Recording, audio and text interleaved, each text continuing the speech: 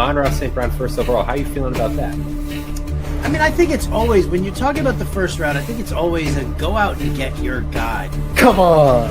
Let's go. Oh, man, my heart was beating on that one. I can just tell you, when we get down to the actual numbers and projections, that team is going to score a lot. There's a lot of fantasy goodness. There's like 50 feet of shit, and then Kyler and Edwards.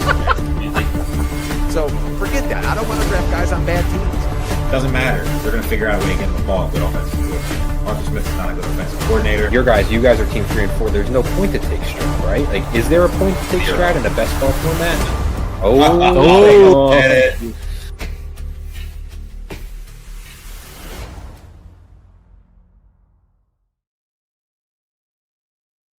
Welcome in, ladies and gentlemen, to our final Big Gorilla live draft coverage of the year. We think. We don't know yet. That's a wild statement. It's only August 13th. I'm your host, Aidan LaCorey. Joining me, as always, Dave Tripoli, who made it on the nick of time. Props to Stassi. She got to bed in a hurry. And he needs no introduction, but we needed someone to compete with Taylor Swift on the New Heights podcast. So nice we had to bring him back twice. Andrew Cooper from Fantasy Alarm, their lead NFL analyst. Coop, as always, the people love you. Thanks for coming on. Yeah, like you said, just as good as Taylor Swift. I mean, I'm not going to say better. I'm not going to say worse, right? So, and to pull back the curtain a little bit, I also demanded to come back on because I love talking with you guys. I love these events. Who got the banana in this one? It's all in the... The name is a little bit cut off there, but they do get the banana. So if they get 2 7 picks in a row, then, and then 3, and then we're talking free best ball tournaments. We're talking free main events. There we go. But you did demand to Safari. It's the Safari that has. There's no one else out there giving away a Safari. I can confirm that. What else would you rather be doing after fantasy football drafts is going on Safari? Yeah, that's the toughest decision of draft season is if you win, do you take the cash or do you go on Safari? I think you got to go, dude. I think you got to go, right? We've had 3 people get the main event. We've had, I think, something now like just 40, ridiculous. 40 people have gotten the best ball tournaments with the 2 in a row. No one's gotten 4. No one's gotten the 10K yet. But those high society drafts are crazy. I remember you guys had me on for one, and I watched a guy. This was 2 years ago. I watched a guy draft David Montgomery in his first year with the team, and Jahmyr Gibbs as a rookie as his RB1 and RB2. And then he did not take another running back for like multiple rounds. I was like, this guy is outside of his mind. He's putting 10 grand on this, but it wasn't wrong either, though. That's the thick individuals out there. Yeah. Terp always talk about, we did a 10K, covered it live in Vegas. My first year working for FFPC, Terp's first year, kind of our really pushing live draft coverage. And it's the famous Josh Jacobs pick. This was his last good year on the Raiders he ended up having, and the guy reached on him, and we're like, we trashed him, and he won the league. I remember that. Yeah, that was the year he had been hurt 3 years in a row. Everyone said he could not stay healthy, and then year 4 he comes out 2,000 yards from scrimmage, right? 18 touchdowns or something like that. Just absolute animal. And I'll tell you what, right off the bat, there's a name out there going, kind of getting steamed up here, but people keep telling me that Kenneth Walker can't stay healthy through 3 years. And I look at some of the parallels there, and the fact that he's healthy now, they're bringing a new scheme. Very People are starting to get scared, though, Mr. Kenneth Walker. I know they are, dude, and I hope they stay scared. I hope they stay scared. Scared money don't make no money. All right, guys, let's break down this first round. Kind of an interesting start. CD goes at 3. Our guy Steve, drafted in all these fantasy sopranos. Uncle Bacon, I believe was on our Big Gorilla coverage I did with Balky on Friday's High Stake Fantasy Football Hour a couple weeks ago. He came on live, discussed. Takes Bowers at 4, and Bowers' range has kind of been all over the place, at least on these live streams. We see Saquon, we've talked about, sometimes we see him slide. He goes at the 107. McCaffrey pushed up. Puka, I guess they're not concerned about Stafford. You see A-Chain, Colin Sargenti falling into the second round. Coop, just kind of talk to me through this first round. What catches your eye in these first 12 picks? And we can go into the second round here. Yeah. Well, the first thing I always just like to mention with these is that if you're taking Bowers where you're taking him there, right? you're betting on him to have an all-time great season, right? Truly, like top 10 all-time is what you're going to need out of him. It's not even that hard to do, right? But like when you talk about the all-time best seasons for tight end, we're talking about 2011 Gronk, right? 375 points in this format. And you're talking about 2022 Kelsey, where I think it was like 270 in this format. Sorry, 370 in this format, right? 370, yeah. Right. So Jamar Chase last year scored 400. CeeDee Lamb scored 400. Like for him to put up seasons like that, he needs to potentially put up the best season a tight end has ever had. And I wouldn't rule it out, right? But to just even to benefit from the positional scarcity, he needs to have a top 10 all-time season. Otherwise, you're just bleeding too many real points. I don't think that's a crazy pick. It's just not one I'm making. I'm more of a second. I'll go 10 into the second half. So it's not. It's not that I hate the bet. It's just that just know your bet, everybody out there. Turbo, what catches your eye? First, I got to ask you with Brock Bowers as a representative of the bald congregation, your thoughts on his new look at like 24 years old, and then I respect it, man. I respect it. Don't hate the style. But then any takeaways from you looking at this Big Gorilla draft? How about I'm going to ask you this pointed question. Puka goes at the 109. Our last live that we did, we saw him fall into the second round. There hasn't been any clarity on the Stafford front. So what do you make of Remy taking his guy? We know Remy goes sometimes against the grain, taking Puka at the 109, despite the risk that's there, both with Puka's past injury history, but also obviously Stafford's concerning back injury. So I'm definitely worried about the Stafford thing. I think people are trying to gloss over it and think it's just not a big deal. He's obviously up there in age. A back injury is not anything to, frown upon. Yeah, obviously he controls a lot. He controls Kyren Williams. He controls Davante Adams. He controls Puka.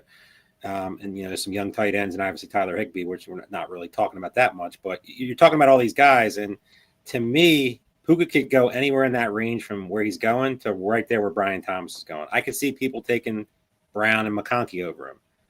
I'm not sitting here saying I'm going to full fade Puka, but I'm worried about it. And if Jimmy Garoppolo is the quarterback, yeah, I mean, you're still going to have value. But let's just say you found out right today that Jimmy Garoppolo is the quarterback. Where does Puka go? Are you taking over anybody who's been drafted so far? My answer is probably no. Coop, I'm intrigued to hear. Let's say Jimmy Garoppolo is a starter for that, even just the first couple of weeks of the season. Are you taking Puka over any of these other 10 receivers who's been taken or no? No, or the running backs, honestly. I mean, because to Terp's point, the quarterback is so much more than just the wide receivers too, because he mentioned Kyren Williams, right? And it's not even just about how good the offense is. With these high-level quarterbacks that have been around for a long time, like they recognize fronts. They're not just always audibling to a pass play. Like they know that if it's a zone run and you have a couple guys up front, you keep it. But if the line is loaded with like six guys, a guy in every gap, then you audible to a man or gap scheme, maybe a pulling guard or something like that. Like these guys, the high level quarterbacks are truly creating for everyone there, not just raising the boat by being good, but being smart enough that when the headset shuts off, they're running the show. And Matthew Stafford is probably one of the guys that runs the show at the highest level, right? Like, I mean, like the guy won the Super Bowl. He's one of those guys. So for me, you put in any backup over a guy like that, it moves the needle. It's totally different than talking about Daniel Jones versus Anthony Richardson, because they're probably both a little raw in that situation. This is going from like a MVP caliber, and I say MVP caliber because he probably should have been MVP in 2011, or he could. He's got a number of MVP quality seasons where just he was going up against monsters, right? Like this is losing him is humongous. It's everything. So I'm rooting for him. I do think it does matter. The Athletic recently did their quarterback tiers with executive talent scouts, all that in the NFL. Field where they ranked the quarterbacks, and Stafford was a tier 1 quarterback. I'm pretty sure, like with the he deserves to be. It was fantasy wise, no, but we're not talking about that. We're talking about real life, of course. Yeah. Guys, speaking of real life, let's talk about this. What on earth is going on in the third round? Right? Yeah, Terp, I'll tell you, just a Terp's point, dude. It really is like this is where I do understand the people that get annoyed with the fantasy community. Because like football fans should, in my opinion, like fantasy fans are the most knowledgeable of any but the fantasy points and the rushing, especially for quarterbacks, does skew who runs a clean game and is a game-winning quarterback versus who is a fantasy quarterback, you know? Yeah, guys, we got to talk though. So off the bat, team 1, the Chase, Higgins, Burrow start, which to be fair, Terp, I know with consistency, we're talking about that if you're going to do it, you might as well kind of go all in. I mean, Steve that's going all is our in, guy, man. but I don't. And McMillan at 27th overall is getting some hate. My guess is he is trying to. I mean, these guys do a ton of teams. We know they're in every draft we do, and he's trying to make sure because Tet's going to start getting moved up by the time we draft in like late August. It's just too much positivity going right now with him.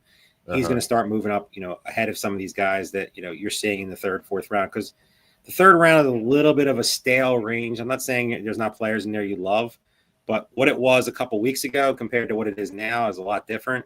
So you're looking at guys like, team 2, for instance. I would be excited as hell with that start. Mm-hmm. Robinson, Kittle, and Bucky Irvin getting him where you got him. You don't pretty much got to worry about the running back position for a while. Tight end, you're pretty much you could just kill receivers for the next 5, 6 picks. And then mix in a quarterback that you're probably going to get a good, a potential option there if you wait. I love what team 2 did. Love that. Team 3, he's a great drafter. He knows what he's doing. My guess is he just wanted McMillan. Didn't think he'd fall back, was trying to get in a little exposure to him. Is there really a difference? Maybe not. No, whatever. But the Joe Burrow pick is absolutely senile to me. And I try to be a lot nicer. You got to get your guy, but there's a great chance, there's 99% certainty that Joe Burrow is coming back to you. Right. Exactly. Especially when, and then this is what I've been trying to preach to people in the giant tournaments, because 17,000 is huge. Like 17.7. That's what we got in this one, right? Yeah. Like that's huge, but there's some even bigger ones out there. Like Joe Burrow is going to be drafted in, 17,000 divided by 12. That's still a massive number, the number of times he's going to get drafted out there. And when you take Chase and Higgins, it actually makes it easier for him to fall even to round 6, 7, because you're not dealing with another guy that has him. Like if you have Chase and someone else has Higgins, now it's the classic Mexican standoff where it's like, who's going to take him? Once you have both, it makes it so much easier for you to get him later. So it's way different than a Lamar Jackson, Josh Allen, Jaden Daniels situation because they have that rushing upside. Exactly. They can do it themselves. Joe Burrow. I always say my same statement I say all the time. I'll say it one more time. Joe Burrow can win you a league, and that's fine. If that's your goal is to win a league, but the chances of you winning an overall prize with naked Joe Burrow without Higgins or Chase is as close to 0 as you're going to find. Bingo. And the thing is, what he did, like say someone snipes Burrow on you, quote unquote snipes, they don't hurt your team. You still have 2 good players at 80. Correct. They're hurting their own team. You could just turn around later and take, Jaden Daniels and Terry McLaurin, or like the guy that came in, second in a giant tournament last year. His only correlation was Jaden Daniels and Terry McLaurin. He had Chase and Higgins. It just that stack wasn't there, but he still got quality players at good value. Once you reach, you're hurting your team. And once you do the naked stack with a player that you should, or a naked player with no stack that you shouldn't be doing, you're hurting your team. You're not hurting the other guy's team. The other guy still has good players. Yeah, it just can't. You can't help but wonder if that was just they went in planning this from the get-go. It could be just like a one-team type of situation. The name doesn't ring a bell to me. And if it is, go get your guys. Fine, that's your own business. If somebody's doing a lot of drafts and they're doing that, that's just absolutely senile. I mean, the team named Chase Dreams. If Jamar Chase at 1 and the Bengals dream. It's just the point as you guys both made, and I'm going to reiterate it. It's you have Chase and Higgins. If someone's taking Burrow, that's to their detriment. More than likely, he falls to that 4 or 5 turn because of the fact that you already have that Bengals stack. Coop, I want to keep it on the Bengals. In the Kings Classic draft, I believe Jim Coventry took Chase Brown 14th overall. I know that's a little different, but I saw that clip on Twitter. Kind of waiting for Chase Brown to move up after his preseason usage and the positive reports we're seeing. It's kind of staying stable at this 2-3 turn. I do love that pick for Team 3. Pretty shocked that Omari and Hampton went before him. We've obviously discussed Hampton a lot.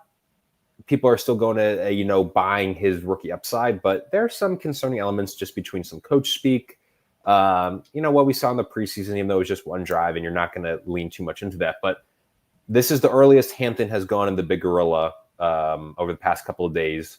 But let's go back to Brown. Are you expecting him to move up at some point, or do you think his ADP is going to kind of get stuck in this 2-3 turn range?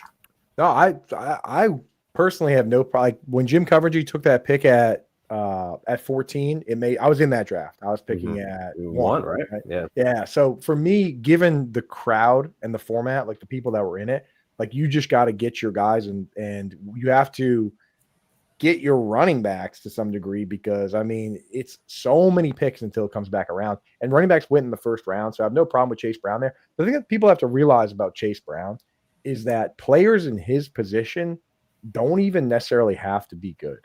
We've seen players that are flat out fine score 18 touchdowns playing with Tom Brady, like LeGarrette Blount did, or Jamal Williams with the Lions, or Raheem Mostert in a good Dolphins team. Like you can fall, if you're playing with Joe Burrow, you could fall backwards into 15 touchdowns. You know what I mean? Just by being the guy that when there's a pass interference in the end zone, they give you the ball. Not to mention, I mean, like we'll have to check with the coach speak index on this, but the coordinator's coming out saying like, this is our guy. We love this guy. He's going to be a household name after the season. Ever since the CJ Spiller handed to him until he throws up, we've been really scared about that kind of thing, but everything coming out has been positive. There's no negatives. The guy's explosive. So for me, I have absolutely no problem with that pick. And I wouldn't be surprised if he is the kind of guy that after this year, we start looking at him as a first round pick if things go the way that we expect. I mean, I know the line's not incredible, but again, with Joe Burrow and his ability to move the ball, it could be great. The one knock I would say is that I go through and I look at how teams use their running backs, how they break up the room. And the Bengals oddly had a lot of third downs where they just didn't use a running back at all. They're more willing than most teams to just line up out there with no running back 18% of the time, which is kind of crazy. No other team is above like 5%. Like they're just willing to go no running back. But I don't know if that necessarily even matters because they were going to throw anyway. They just put Drew Sample out there as like a hybrid fullback, tight end type. So I guess that's the one knock, that he's not really maximizing that part of the game. But again, this is a guy who if I was going to bet on a guy to have double-digit touchdowns, he'd be way up there with guys like Derrick Henry. This has been an interesting draft, as people in the chat are pointing out. James Cook actually moving down in ADP after signing the extension. But before we get to James Cook, Tupper, I got to ask you, Team 6, I think, is having an amazing start as James Cook goes off the board. Justin Jefferson, lad. This is the latest Jonathan Taylor has gone in the Big Gorilla format over the past couple of days at the 306. And then obviously everyone's, I think that the hot rookie obviously was Hampton for a bit, but I think you could argue Henderson has probably taken the mantle as the hottest rookie running back after his preseason performance. Talk to me a little bit through Team 6 and their start.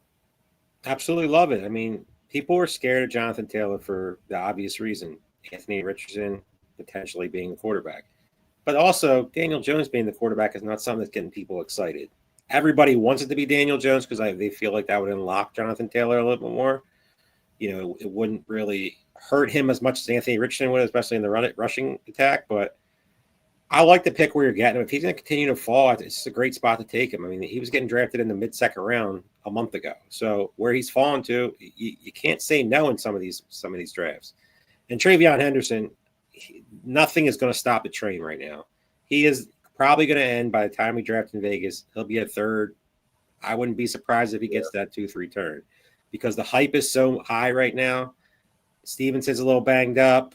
You're seeing all this stuff in practice, catching 70-yard touchdowns I saw today. I mean, just dusting people. Like, it's hard not to, get on board with that. Do you worry about Mike Vrabel? Do you worry about Josh McDaniels? Of course, there's some worry there, but Travion Henderson's stock is not slowing down anytime soon. Coop's sitting there as a Patriots fan, like, what do you mean worried about Mike Vrabel and not worried at all, dude. Don't worry about it. I mean, James White got 120 targets, 123 targets on a Josh McDaniels offense. So I will say I don't see Henderson reaching that 2-3 turn with consistency, but he'll get there a couple of times with people like Steve pushing him up. Let's say September, if Travion Henderson's stock continues to move. Is there a world where you see him going above Jonathan Taylor? I wouldn't go there. But, No. I'm not. If I was a one draft team, like a one main event guy, or I think the Kenneth Walker running back 12, I would say, is his ceiling right now that he could hit. I think Taylor, Jacobs, Bucky, I don't think he clears them. It's all about hype. Every year we talk about hype. Every year preseason, they bring in these hype guys out there. And if you look at every single player in that third round, they all have one thing in common. None of them have any hype on them except maybe Bucky Irving. Josh Jacobs. Nobody likes drafting Josh Jacobs. That's a wrong thought, but nobody likes doing it. I do. Jonathan Taylor, we talked about. Kenneth Walker, banged up. But still, Charbonnet's there too. Kyron Williams. Everybody hates Kyron Williams, no matter, nobody wants to draft him. And then Alvin Kamara, outside of Coop, I don't think anybody else in the world likes Alvin Kamara. I know. So you got once again, running backs. Once again, dude, we're doing this again with Alvin Kamara, which is crazy. Yeah. Every year he's like RB16 in the rankings. And then before week 1 even starts, and everyone does their weekly rankings, like, right? Yeah. They go in and they put him in. They say, oh, yeah, Alvin Kamara, RB8 or RB9, because he's Alvin Kamara. And then he has a good week and everyone's ranking him top 5 again. I mean, like, I'm not going to be shocked. I love that whole Josh Jacobs, Jonathan Taylor, Kenneth Walker, Alvin Kamara. Those are my guys. Team 5, 6, and 7. Those three look exactly like teams that I draft to start. That's exactly why I started. Those are my guys right there. Yeah, team 6 is having it. So, Coop, let's go back to it real quick. I think most people assume James Cook would sign with Buffalo at some point. They'd get something worked out. It's obviously nice that the hold-in didn't last, until late August, that he's going to have some, practice reps, hopefully some preseason reps. But there's always concern with hold-ins, holdouts of slow starts. Goes at the 408. He's been going the last couple of days at the 402, I believe. So a little bit of a fall here. Where are you at on Cook? Me and Terp have kind of talked extensively about the likelihood of touchdown regression. But, there was times earlier in the year before any of the hold and stuff that, he was going at that 3-4 turn, sometimes even mid-third. He's kind of comfortably going in that early to mid-4th. What do you make of James Cook this year and what should be another high-powered Buffalo offense? Yeah, I mean, I've been out on him so far at ADP. I would take him where he went right there. Absolutely would take him there. The thing with him is that I do this thing called the RB questionnaire, where I research each role of the 5. I break it into 5 roles. The early down, so the starting running back, pass down, goal line, 2-minute drill, which I consider different than third downs, and then guys that close out games with late lead. And the guy like Saquon Barkley, he led in every single category. He actually scored an extra more than 40 points just in the fourth quarter while his team was up by 2 scores. They were just leaning on him. They were chasing a record. They were doing whatever. But James Cook, he started. He got all those snaps. He gave up. He actually ran fewer routes than Ty Johnson. So he gave up third down work. Ty Johnson also did the 2-minute drill. On the goal line carries inside the 5-yard line, they split them right down the middle with Josh Allen. And then with late leads, Ray Davis actually got more carries when they were leading. So they were very conservative with him. Like, he needs those touchdowns. Unless, maybe now that they've paid him $1 gazillion, they'll lean on him heavier and just say, hey, you know what? We paid you the money. We're going to use you more. But they weren't using him the way teams were using Derrick Henry and Josh Jacobs, another guy that also had like 30+ points with late leads, So I do worry that he's not just like that. They do like to split it up a little bit, but just like I don't know how I can make the argument for Chase Brown to fall backwards into touchdowns if I'm not going to for James Cook. Yeah, I mean, Josh Allen said for years that he wants to run less. He says it over and over and over, right? I believe Balky was the one who told me that, but it's like James Cook was on the field for under 50% of the Bills snaps last year. Yeah, it's very odd. Yeah, just a weird season, kind of a weird career arc too, but got paid, so all respect to it. Terp, let's talk about what the chat's talking about. Puka goes at the 109. He doesn't slide. Davante Adams falls a half a round later than he has. The latest he had gone was the 407. He goes at the 503. Is that just, I guess we could assume maybe that's more of we're not seeing a Puka slide in this one, but 503 for Davante, even that's great value. Our guy Steve runs really good in these because taking Davante Adams there is an absolute gift. Whether you're a believer or not in Stafford's back injury, it's just like you're seeing the guys that are being drafted on him. I love Calvin Ridley. I love Jameson Williams. Guys like that I love drafting all the time. You could get him, a round or 2 later, a month ago. Now they're starting to move up and steam up. Why is Puka not falling, but Davante Adams is? I don't understand that either, but I'm going to take the guy who's cheaper because can you really tell me that Puka's going to outscore Davante Adams this year? all things Thank considered. you. Thank So you, dude. There's no guarantee. People act like you're crazy. Puka's an extremely talented receiver, but last year he was with a dusty Cooper Kupp and a bunch of scrubs on the outside. He got every target. Stafford literally threw him the ball every down. That's not going to happen with Davante Adams. They paid Davante Adams. If Stafford's healthy, even if he's not healthy and Garoppolo's healthy, they're not just going to throw the ball to Puka 100 times and let Davante Adams run routes out there. It's not the same thing. So give me 5th round Davante Adams. I got him in a best ball that we did last week on the coverage in the 4th round. And we thought that was exciting for me. I thought that I think I was the latest at that point. Yeah. He's fallen this far is making me want to even jump in more drafts right now because if you're buying this dip and where he's getting him, he's a 3rd round pick. If everything works out, he should be a 3rd round pick. People treat you like you're crazy when you say what you just said, Turp, but we don't know for sure. I mean, Sean McVay made the entire team watch highlights when the guy showed up of Davante Adams. Puka Nacua giving him his number off his back. He's letting him go first through the lines, like the wide receiver 1 would. Right, this guy's averaged 10 targets a game for the last 7 years. Right, and not to mention, if everyone in the world says Nacua is better than Adams, if you have one good cornerback as a defense, who are you going to put him on? I'm like, who? Like, if you have Christian Gonzalez, who are you going to put him on? Are you putting him on Adams? Or are you going to put him on Puka? If everyone thinks Puka is that much better, maybe Adams actually will get easier coverage. Like, it creates quite a conundrum, this whole combination, man. And I'm totally with you. I'm not taking Puka where he's going. I would have definitely, if I was team 5, 6, 7, I would have taken Adams probably there. I do want to update both you guys and the chat, like the important numbers. I do think the New Heights podcast has us beat as per my girlfriend, they have 1.2 million people currently watching their live show. Close. So we're right around that range. I mean, we're there. 1.2 million, but we're in the middle. But yeah, but do they have Steve G? Do they have Sean Green? No. Do they have Jimmy Williams? Do they have Mile High Luke? Do they have Raptor Jesus? Can you tell me if they have a single Raptor? Do they have a dinosaur of any kind? Probably one.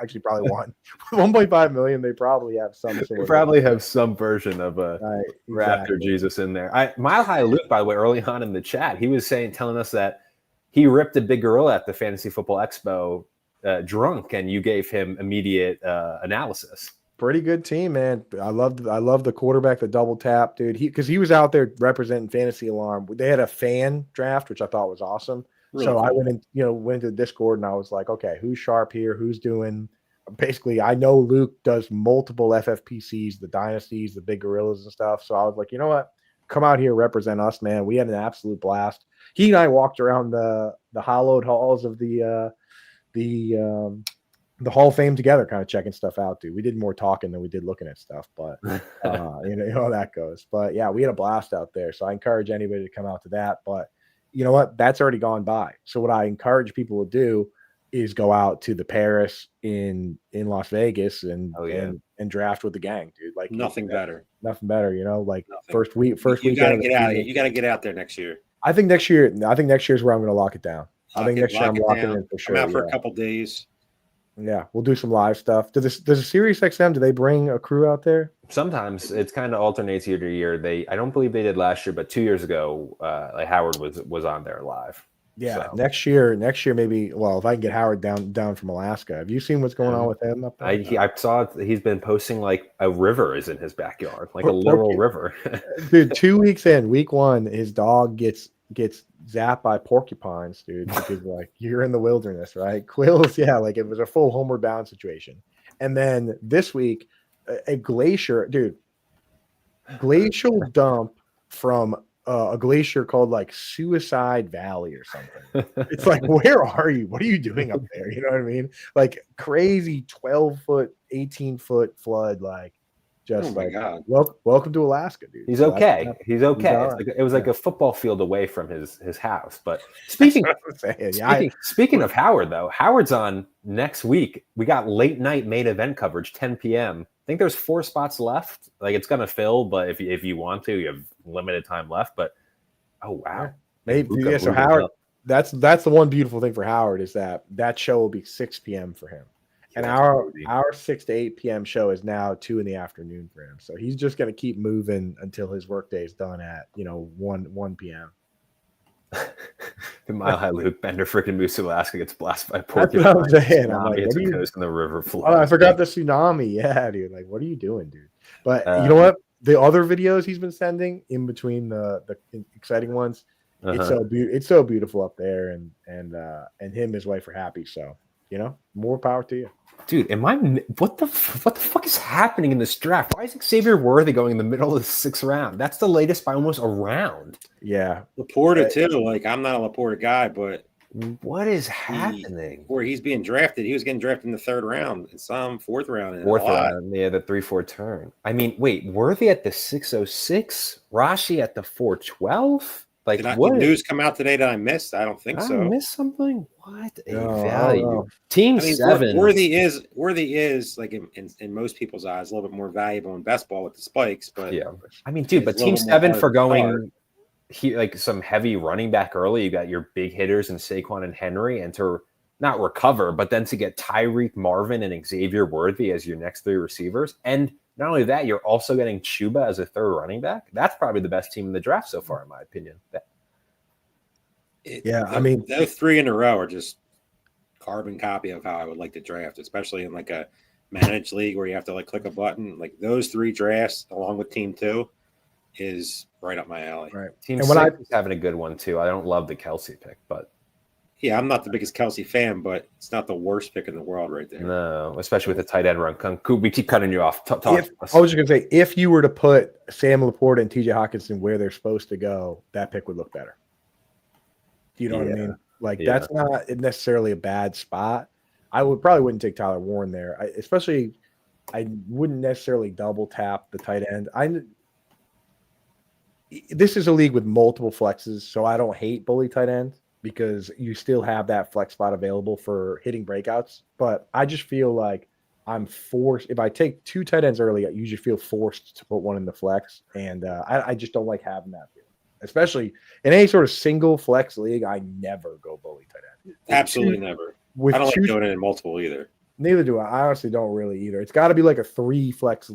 If it's tight end, to me, the only way you're going to do it is you're drafting Bowers or McBride early, and Kittle too. So those 3, if you're going to do it, and like you take somebody like, I don't really like any of those 5 guys outside of maybe Mark Andrews.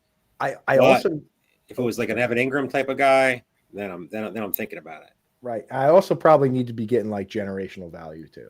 Right. Exactly. Like, where it's like the guy's sitting at the top of the queue for like a full round, and I go, enough is enough. Right. And you're never getting that. You're never getting that at the tight end position, because once the run starts, people get crazy. If they're missing, somebody takes 2, especially in a managed league. Best ball, you can just draft 4 and get, draft the Hunter Henrys of the world, the, Theo Johnsons of the world, guys like that are way down, and then just get 1 score. Yeah. When it's managed, you have to click a button. It's a lot more tricky. Yeah. Now, I want to ask you guys, so I know you like Jameson Williams and Xavier Worthy. I've been trying to be better about those guys and draft more of them. I have a blind spot that I recognize, which is the rushing production. My brain doesn't like it, right? My brain doesn't like the randomness of 20 carries over the course of 17 weeks. But then you think about 20 carries and 100 yards and 2 rushing touchdowns, and it's like, I realize that these guys have just additional upside. So I've been trying to correct that, especially with Jameson Williams, who I really like. I will say, putting aside the double tap, that's the one reason my devil's advocate argument. I know you said you didn't like the Tyler Warren pick, because I do think Tyler Warren, out of any tight end, is going to get carries. Like, they're going to use him with consistency as a wildcat quarterback. It's definitely a possibility. He's definitely the guy with like the strategy that somebody that I know very, very well likes to use about finding somebody who's going to be a top 2 target. I'm not going to name his name, even though he might be sitting to my left or right. I don't know what angle we got up here. I think the person you're talking about is on the Travis Kelce and Jason Kelce podcast tonight. Yeah, pretty much. Yeah, exactly how it the big guest on that. Taylor Swift, the tight end whisperer. Tyler Warren does fit that bill. I mean, yeah. Will he get there? I don't know. I would prefer a David Njoku or Evan Ingram around later. Yeah, with Warren, you're right though. You got to ask yourself if you like Michael Pittman and Josh Downs. If you do think each of those guys get 100 targets, then you should probably lean into Warren only in best ball, where like a random tush-push touchdown or whatever, or wildcat touchdown is gonna feel better than a managed league. But like with any of these rookies, you got to leave. You do always got to leave room for the possibility of exceptional upside. Not to mention with Brock Bowers last year, I do like to point out that, like, yes, he was a good pick, but you also got lucky in that they traded away a guy that has averaged 10 targets a game for 7 years in Davante Adams, right? So, like, it's entirely possible with, a new Bears regime that what if they do turn around and just say, hey, you know what? See you later, DJ Moore. We don't like your attitude. There's a lot of expensive bets being made on the Raiders. A lot of people are betting on the Raiders' top 2 guys being great. And I'm not sitting here saying they can't be great, but where they're being drafted, they're extremely expensive to bet on guys like Chip Kelly, Geno Smith. No real receiving room. I know that should help Bowers.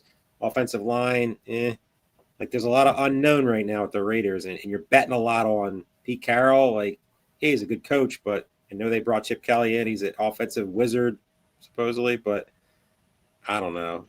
The Raiders are – people love them. People love drafting Bowers. Like Coop said, I'll have a Bowers team, but I won't have multiple Bowers teams because I like waiting on tight ends. I feel like there's just way too much value there. And, Ashton Genty's the same way. He's starting to fall because of one silly preseason game, but I don't understand that at all. Hit 3 carries. Like, we combined have more yardage in the NFL preseason than Ashton Genty this year. I mean, that's a great point, but I don't understand the logic. Infinite amount, actually. Puka might not have a quarterback all season. He doesn't fall, but Ashton Genty starts moving from like where he was being drafted 7th, 8th, 9th overall. Now he's like in the mid-second round. I've seen some drafts. Yeah, like, that's crazy. Like, whether you're a Genty fan or not, it just doesn't make any sense. I mean, I felt gross in my Pros versus Joes draft just taking Bijan and Drake London, and I trust those guys. It's easier to trust those guys. Oh my God. They've been There's around. A lot of teams. Even then, I look at it, I'm like 7.5 win over under. I mean, like, that's my team. What's your Mount Rushmore? Like, give me 4 like of the biggest swing teams for fantasy this year. Like, is it JJ McCarthy's Vikings? That's a good question. Bears, that's Raiders. Jacksonville. That could go either way. Jacksonville though, because like Jacksonville, think about it. If you unlock the Jacksonville running back who's going to be Bucky Irving, whether you think it's going to be ETN, whether you think it's going to be Tootin, it's not going to be Tanks Bigsby. So just stop. Can I say a team? But you go on. It's going to be Tanks. I was going to say, okay, we'll get into that. I was going to say the Bucks are kind of a sneaky one. New offensive coordinator, the unknowns of Godwin, Egbuka. I was going to ask, Egbuka goes at the 605, which is almost a round higher than ADP. Not even the earliest he's gone. He's gone in the 5th round in this format. I feel like his price is getting a little bit too high. Can Bucky hold up? What's going on with Rashad White, Sean Tucker? They're an interesting team, but I'm intrigued to hear if there's any other names that you got. I feel like Bears, Vikings, Raiders are like 3 pretty clear ones that we discuss a lot. Is there another one? I give you Bucks, a big swing team that could go either way for me that I'm leaning into is the Seattle Seahawks because of how because they use the fullback and the blocking tight end. So it's going to be that guy, Robbie Oots and AJ Barner. Mm-hmm. It's going to be highly consolidated among JSN, Cooper Kupp, Kenneth Walker, Elijah Arroyo. If that team is good, then those guys can be awesome. That team could also be terrible. Like the offensive line, who knows? You're relying pretty heavily on that rookie Gray Zabel to step in right away and be a dog. But I trust Clint Kubiak and I love the scheme. So I see the upside, but I also can see where that team sucks, dude. Because like Sam Darnold, he got MVP votes, but down the stretch he looked terrible. So that I think that is one of those teams where it's like you could crush or your dreams could get crushed. Terp, you said the Jaguars. You want to elaborate a little bit on that? I mean, we know where I stand with Trevor Lawrence. I think he's my favorite click not named Dak Prescott at the quarterback position this year. I mean, I don't see a downside with Travis Hunter, with Thomas, with Brown. Strange has been getting a lot of positive press. The running back room is really solid, no matter who you like. People have their favorites like myself. But a team that I think nobody talks about, and they're probably going to be terrible. And I pretty much what Coop said, spot on with his Seattle take, is the Saints. Like, he talks about Alvin Kamara, and I've said this on the show a bunch, and I'm not saying this is going to happen, but not many people loved Bo Nix last year. Tyler Shuck is not Bo Nix, but let's just say he's 75% or 80% of Bo Nix. Terp, he's not even. Let him cook. Let him cook. Olave, Juwan Johnson, Shaheed, Kamara, Kendrick Miller. They're all free in pretty much drafts outside of Kamara. Olave, everybody's scared of the concussions. Fine. He should get a ton of targets on that team. They're going to be bad. Their defense stinks. They're in a division that's going to score. Why not take a couple shots with Chris Olave? Shaheed is free in drafts. Again, Shaheed's a best ball guy. Olave, I agree with. I totally agree with what you're saying. I'm not disagreeing with you in any way, but I'm just saying, like, where these guys are being drafted, like another team, the Patriots. Drake May is not moving at all in drafts. Coop put out a tweet today that can't be any more spot on. People are afraid he's not going to run. It's crazy. What if he does? He's a top 5 quarterback, potentially. That's what I'm saying. I'll tell you, I put out a whole article on it, man. There's quotes. They asked Alex Van Pelt last year why he's not running. Well, first they asked Drake May why he's not running. He was like, you're going to have to ask somebody else because I don't call the plays. And then Alex Van Pelt was like, we're 3-11.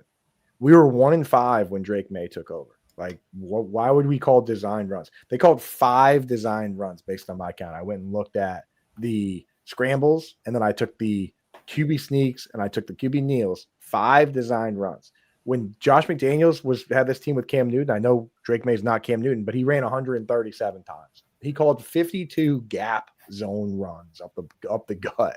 Like, this guy's going to run more. And when you go and look, when you take over the last decade, every quarterback to run 85 times and play 16 games. So that's 5 times a game. Every one of those guys was a top 10 quarterback, not just a QB1, a top 10 quarterback. The rushing upside of just being willing to run at all is insane. Guys like Vince Young, Marcus Mariota, Daniel Jones, QB1 seasons, Tyrod Taylor, QB1 seasons, like just the willingness to run whatsoever. He was on a pace for 85 last year with no design runs. I mean, Drake May, to me, is the name on the board that I don't understand why he hasn't been steamed up to at least where Jaden Daniels was going last year. Like QB 11, 12, that would make sense to me. QB 16 doesn't make sense. I know we've probably named like half of the teams in the league as swing teams, so I'm going to give 2 more. One like that you would just never think of, but I think the Chiefs are a swing team. If that offense can return to it, kind of even somewhat what it was. True. This is the lowest you're probably getting Mahomes, Worthy, Rice for quite a long running time. Back room there too that you can find a league winner in. Like, and you saw it, like Kareem Hunt wasn't a league winner last year, but he was very serviceable down the stretch that got you as your RB2, got you enough points to fill that slot. I think they truly are a swing team more than people realize, a swing offense, because that offense wasn't outside of really Rashi last year, and obviously Xavier Worthy a bit late. They did not return their value. Another one. I think they're kind of being a swing team for now multiple years running, but the Dolphins with Waddle and Hill and A-Chain and can Tua stay healthy, and their defense is dropping like flies. I know Chop Robinson's okay, but they're a little bit of a mess. Highlights today from their they were getting practice torched with the Lions. They were getting torched. Yeah. Me and my friends are talking about we always do like a group ride. I don't know if they do them, but we were saying Mike McDaniel to be the first coach fired this year is a bet that I'm very intrigued by. Do you hear what Jalen Ramsey? I mean, like the quote was kind of taken out of context, but he was like, "Yeah, I just wanted to go somewhere where they respect the coach." I was like, I did. Mike McDaniel was fun while he lasted, but some guys are meant to be offensive. That's the only thing that worries me about the Dolphins. My love for Davante Chain, and that's the only thing that worries you, Terp. That's the only thing that worries you. I am fairly injury agnostic, but I mean, we can admit that that's the most physically fragile team. Oh yeah. Right, Devon Chan, Tua. There's a world where they're the worst team in football. Even Darren Waller. I mean, brutal. They already lost the rookie Jalen Conyers. Like that tight end room is like one Darren Waller not showing up away from just being flat out empty. Like, what are they gonna start? Julian Hill? Don't even know who Julian Hill is. Real quick on another team that we haven't talked about. Carolina is another one that believe in Bryce Young, Ted McMillan. This is a new segment we call 32 swing teams. Yeah. All right. So if we had to decide, I would say just all the I still go with my top 4. I think the Bears are probably number 1 in my book. Because can we define swing team for the audience real quick? Since we're so deep. Take it down. We'd literally name like 15 teams as swing teams. Some are way more obvious than others. Some of them are just more of like subtle like swing teams, but like the Bears are the ultimate one, I think. Bears for sure. Coop, you go ahead and explain to the audience kind of what we mean by that. I want to hear what your explanation because now I'm a little Hey, confused. this is As we've buddy. gone into the later teams now. Yeah, no. This is entirely like it's guys where it's like this is a team. I think where specifically their offense is just such an unknown. Yes. And it genuinely, for a variety of different reasons, could be miserable or great. And then that ADP is going to look really silly or where guys really are being drafted, stupid. they could be league-winning players. Okay, so Yeah. if you're For combining the Bears, it's Caleb Williams, right? He's making them a swing offense. Like, what's his deal? For the Vikings, it's JJ McCarthy. If you're combining the fact that the team itself could be good and bad, and also that there's uncertainty among the players, the Bears have to be on there, and I agree with her. The Jaguars have to be on there just because the backfield has so much. It's so wide open. Like, and that's where the Chiefs questions. Yeah, there's like teams that have depth chart questions and role questions, and they're just like, if you nail those teams, if you're on the Bears and you're fully believing that offense is going to be good, and maybe you're like I'm all in on Roshan Johnson this year and he gets it. Like there's just so many. Yes. So that's kind of like in that sense, if you're going to combine the two kind of definitions there, then I think the Patriots are a great one because their schedule is the second easiest. They open, dude. If they beat the Bills, they could start. I'm fair. They could start like 8-0. Listen to the first games here: Vegas, Miami, Pitt, Carolina. All 5 winnable games. Then they play the Bills on the road. They're probably going to lose that. Then they play the Saints. Patriots are a playoff team, by the way. Saints, Titans, Browns, Falcons. Like they could, if they beat the Bills, because they got that.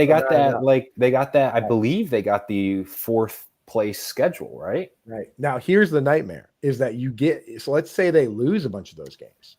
Then down the stretch, they face the Bengals, the Bills, the Ravens, the Jets. Defense could be tough. Like they could same like last year, they could just turn around and say, "Hey, we're not going to run with our quarterback anymore because we're eliminated. We're going to take it easy. We're going to run live tryouts." I hate when teams do that when they're like, "Oh, let's just put our worst players out there for a little bit just to see if they're going to make the team next year." Like that, so it could get real ugly when it matters most. Something like this too. So essentially, just now, because we kind of came up with a swing team, we're going to define as both a team that has real questions about how the offense is going to perform, as well as having maybe kind of role complete unknowns. Okay. So it's kind of has to probably be a combo of both. So I do think the Chiefs fit that actually, where it's how the efficacy of this offense, and then also that running back room. So there's a lot of teams that probably fit the bill more than we even realized, but that was a really fun conversation. Yeah. Back to the draft. I have a question. So our final, can I just say our final teams? Our final teams. Yeah, your final Mount Rushmore. Let's hear the final Mount Rushmore fantasy swing teams. I think it should be Bears, Jaguars, Patriots, Chiefs. Terp, do you want to give yours? I said so many. I don't even remember some of the Bears, Vikings. The Vikings are the most certain though in terms of the Vikings, JJ McCarthy is a swing player. I don't know if the Vikings are a swing team. Yeah, that's probably more of a correct statement. Yeah, I probably agree with you. I'd probably go to Chiefs. I agree. Bears and Chiefs have to. JJ McCarthy is just such a wild card. I have a $50 bet on JJ McCarthy to be MVP of the league. 50 to win $5,000 because you've wasted $50 on worse, but it's not the worst. I'm telling you. Think about the conditions, dude. I got a tweet ready to go out 9 a.m. tomorrow, and I'm just going to shut off my notifications when this goes out. But basically, think about the conditions that gave us the Patrick Mahomes MVP in his first season. You had a Chiefs team that was a perennial 10 to 12 win playoff team. Alex Smith was like QB3 in fantasy in his last year with the Chiefs. He walked away, and this guy inherited a great team with a great coach that had great weapons, and he threw 50 touchdown passes. Yeah, Patrick Mahomes was a good football player. Well, maybe JJ McCarthy is drafted in similar parts of the draft. Sam Darnold got MVP votes last year. The weapons are all there. The coach is all there. I'm just saying the conditions are there. Sure, it probably should have been a $5 bet instead of a $50 bet. Yeah, can we all agree on that? Sure. No, I respect the $50 bet. Yeah, exactly. 50's right. It's not 100. You know what I mean? That's only money. It'd be okay too. It's After only anything money. 100, now we're talking a little crazy. I'm gonna win so much money playing best ball. That's it's Well, like you said, Sam Darnold last year was in the MVP race for a little bit. He was probably the favorite at some points in this. He was, dude. He was. By the way, everybody loved him. I do want to say mine. It's Jaguar. I'm going to settle on Jaguars, Bears, Chiefs, and there was one other one that I wanted to say that was an obvious one. I said Patriots. He said. I said Patriots too. I said the same as you after I changed the Vikings. What did I say? I said Jags. I don't even know. Whatever. We're gonna move on. Patriots are just too good to be a swing team. I think that's what we're settling on. Maybe I have a question for both of you. Sure. So we know Steve G. Obviously, he does extremely well in these drafts, and I love critiquing his team because most of the time I don't want to draft against him because he drafts some of the same players I do, and same structures, and certain people you just don't like drafting against. He's wonderful, but in this draft. To me, Team 3, which is his team, is more of a best ball team than it is a managed team. We love Steve G, and he's a guy who can take the criticism. Nothing negative to say about it. I love all the players he's drafted. This is maybe, of all the streams we've done, and Steve has been in pretty much on, this is probably my least favorite team out of it. But this was I love his players. He's probably he said he's drafted on the phone. He said he's drafted on the phone. He got the notification, kind of forgot he had signed up for this draft. That reflects it, I can't hate it. I don't think it's a bad team. As a newborn, come on. I don't think it's a bad team. 6 really good receivers. Whether you can be a fan or not a fan, whatever. But he has no exposure to a lot of these guys. You're betting against Kenneth Walker. I think he knows what he's. I think he knows what he's setting himself up for. Is that setting that lineup is going to be a nightmare. I mean, like if you're going to set that lineup right now, like how do you decide between some of those different options, right? He's probably getting Dak here. My guess is he takes Dak so that, will eliminate the worry there if you're a Dak guy like I am this year, the supporter. But this like tight end position, like where team 3. Sorry, I was looking at team 3. Team 3. Definitely not team 2. Team 3. It's even harder. There's 6 receivers, you can only start 4. And they're all while we're on this squad, where are you at? Where are you guys at with Ricky Parasol right now? Because there's a lot of steam.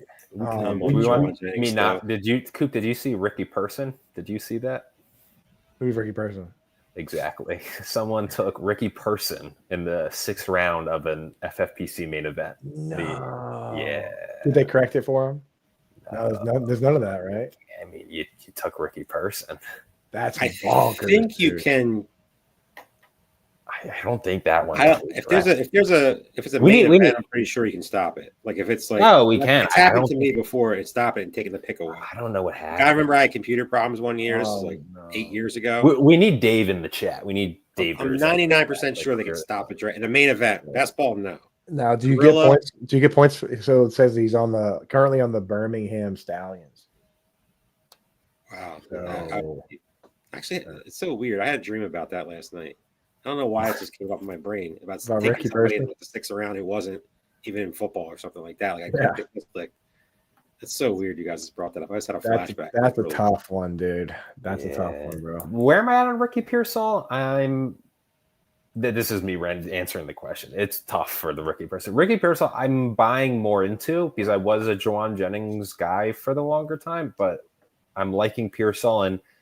That the way he finished the season is kind of sticking in my memory the closer we get to the 2025 season kicking off. So I think someone said in the chat, and I think it was Alex Keaton, it's a really good point. CMC's, 8th overall. George Kittle goes at the 211. You have 2 receivers who are going in the top 8 rounds. Yet Brock Purdy's getting drafted still ridiculously low. He is a guy who I think is going to return a lot of value this year. And for those teams who wait on quarterback, it's going to be a great value. Yeah, I'll say this. The reason I've come around on him is because I was out. I was worried that he was going to be the 3rd wide receiver on a team that uses a fullback. They paid Luke Farrell a ton of money also to play their 2nd tight end.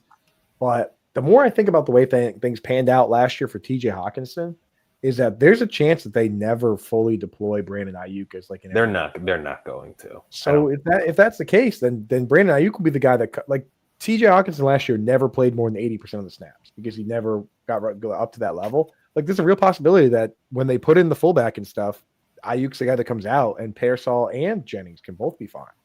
So that's why I'm coming around a bit. Before I was a little worried though. He's going to start getting some steam though. That's just where his steam's going to get too high for me. I'm more on the Jennings bandwagon, but I agree with what you're saying. It's hard not to to be worried. Yeah, especially in something like this where it's like it gets pretty ruthless once you get into that 4-man playoff. You know what I mean? There's a lot of like opportunities to get bounced if your guy at the end of the season has a couple bad games. But if you could, if Pearsall becomes a part-time player in week 4, like playoffs start like week 13 here, right? So like you're screwed. You know what I mean? You got to hold it together for longer in very difficult situations here. I love the playoff setup for this thing. I mean, like, because you if you're good during the regular season, you have very good odds of making money, even if bad things. You come in the top 2 no matter what happens in the playoffs. You're guaranteed a shot at $1 million. And if you're not, and you sneak in the playoffs by a point or two, you can get hot and make a run too. And we're not talking about 6 teams in the playoffs. We're talking about 4. People always have their complaints about everything, but I love the format. And if you finish in a head-to-head scenario, if you finish as a top 4 team in your league, like there's a world where 3 out of 4 of those teams are happy with the outcome because you can make money. You know what I mean? Like 2 teams move on. Yeah, like I mean, so it could be it could pan out pretty well for you. So I do really like the setup. It's forgiving. It's also, it has the forgivingness, but it also has the highs of winning the whole thing, Yeah, and I also do want to point out, obviously, for those who want to take advantage last year, maybe are just tuning in, there's also the early Rampage tournament, which you get in is just like a $25,000 prize pool, $10K to first, but just a little tournament, and don't have to pay any extra. You just have to sign up early. And if you sign in essentially before the deadline, or if you're in one of the first 200 filled leagues that draft as well, you're included in the early Rampage, and that's just a bonus tournament that you're in with the same parameters and formats as the Big Gorilla. I did want to get to Jimmy Williams' question from a couple rounds ago. Coop, he was asking you essentially in summary, what are your thoughts on Debo Samuel? Goes at the 902 this year. Obviously had injuries last year, pneumonia last year, lungs were never right. Says he's back in better shape. Who knows what's going on with Terry? Team 2 actually takes Terry and Debo. But let's focus specifically on Debo Samuel. Where are you at on him in that Commanders offense? Yeah, this is just not the format that I like to take that type of player in, just because you got to start. So it gets so cutthroat and you have to start so many players. He's he's always been more of a best ball guy because you're relying on the carries and all that. And everybody thinks it's possible for him to repeat that crazy season when he had like 1,400 yards and the carries on top. It's just, that's not going to happen. That was 3 seasons ago. He's averaged, I believe, 715 team. Right. He's averaged 715 yards since that 1,400 yard season. Right. And he's never even been on a 100 target pace in any of the years since then either. Right. So he really is more of like either best ball pick, or if you're in like a hometown league where it's like, 10 teams and there's only 2 wide receiver spots and all that matters is upside, then maybe I'm like, you know what? Instead of drafting boring players, I'm going to draft some weirdos and see if I can just hit some crazy upside. But I don't know, man. I think Debo's got some stuff going on that I'm not interested in. JJ McCarthy, obviously you can't see the whole board because I don't want to blind you guys trying to see it. But I'm assuming that was pushed up to try and pair with Justin Jefferson, who he took at the – oh, wait, no. I'm not even right. Justin Jefferson went at 6, I believe. Yeah. So. See, I was going to say that early in the draft where I was like, God, wait, what are they doing? What are we doing here? Where it's like, I always wait to judge teams like team 5, 6, 7. I'm like, this is how I like to start. I always wait to see if they're going to do the things that I hope that they're going to do. And I like JJ McCarthy for sure, but I don't know. Team 6, I like a lot. You didn't need to do it. No, he didn't need to do it. I mean, you could have waited. Let me go look at it. McCarthy's ADP in this format is in. It's not how you spell it. Yeah, it's 1408. Yeah, so definitely. I mean, didn't need to be done. No, he didn't need to do that. He had other options. He could have went. I mean, if you love McCarthy that much, fine, but you could have got him at least another round later and took a more high upside type of guy. This is kind of a ugly range of a round. I mean, I'm a Luther Burden fan. Keaton Mitchell's getting a lot of steam. Keaton Mitchell was in the 16th round before that preseason game. Strange is the guy that I like. I mean, Mooney, the injury got him pushed down. Christian Kirk. She'd like Cooper Kupp's value at wide receiver 55 at some point. At some point, it's just like Coop does. I just can't click the button. Najee Harris, I won't click. That's another one. Hey, Drake May. They double tap Q. Interesting. The Kincaid, Knicks, Pitts, Drake May run. I will tell you, I am a fan of the double tight end, double QB. Mm-hmm. I did go through and look at last year's draft. Last year, the guys that finished top 10 to 12 or so in this format, and it was not drafting 2 quarterbacks in the first 12, even 14 rounds was not really none of the teams that finished top 10 did that. Basically, you had a lot of teams that just picked the right QB from the early ones, or they ended up getting Jaden Daniels, or the big name that was showing up a lot, and even with some teams getting him off waivers, was Baker Mayfield. Baker. So you did have teams that ended up with 2 high-end quarterbacks, but they did it by drafting Joe Burrow and then getting Baker off the wire.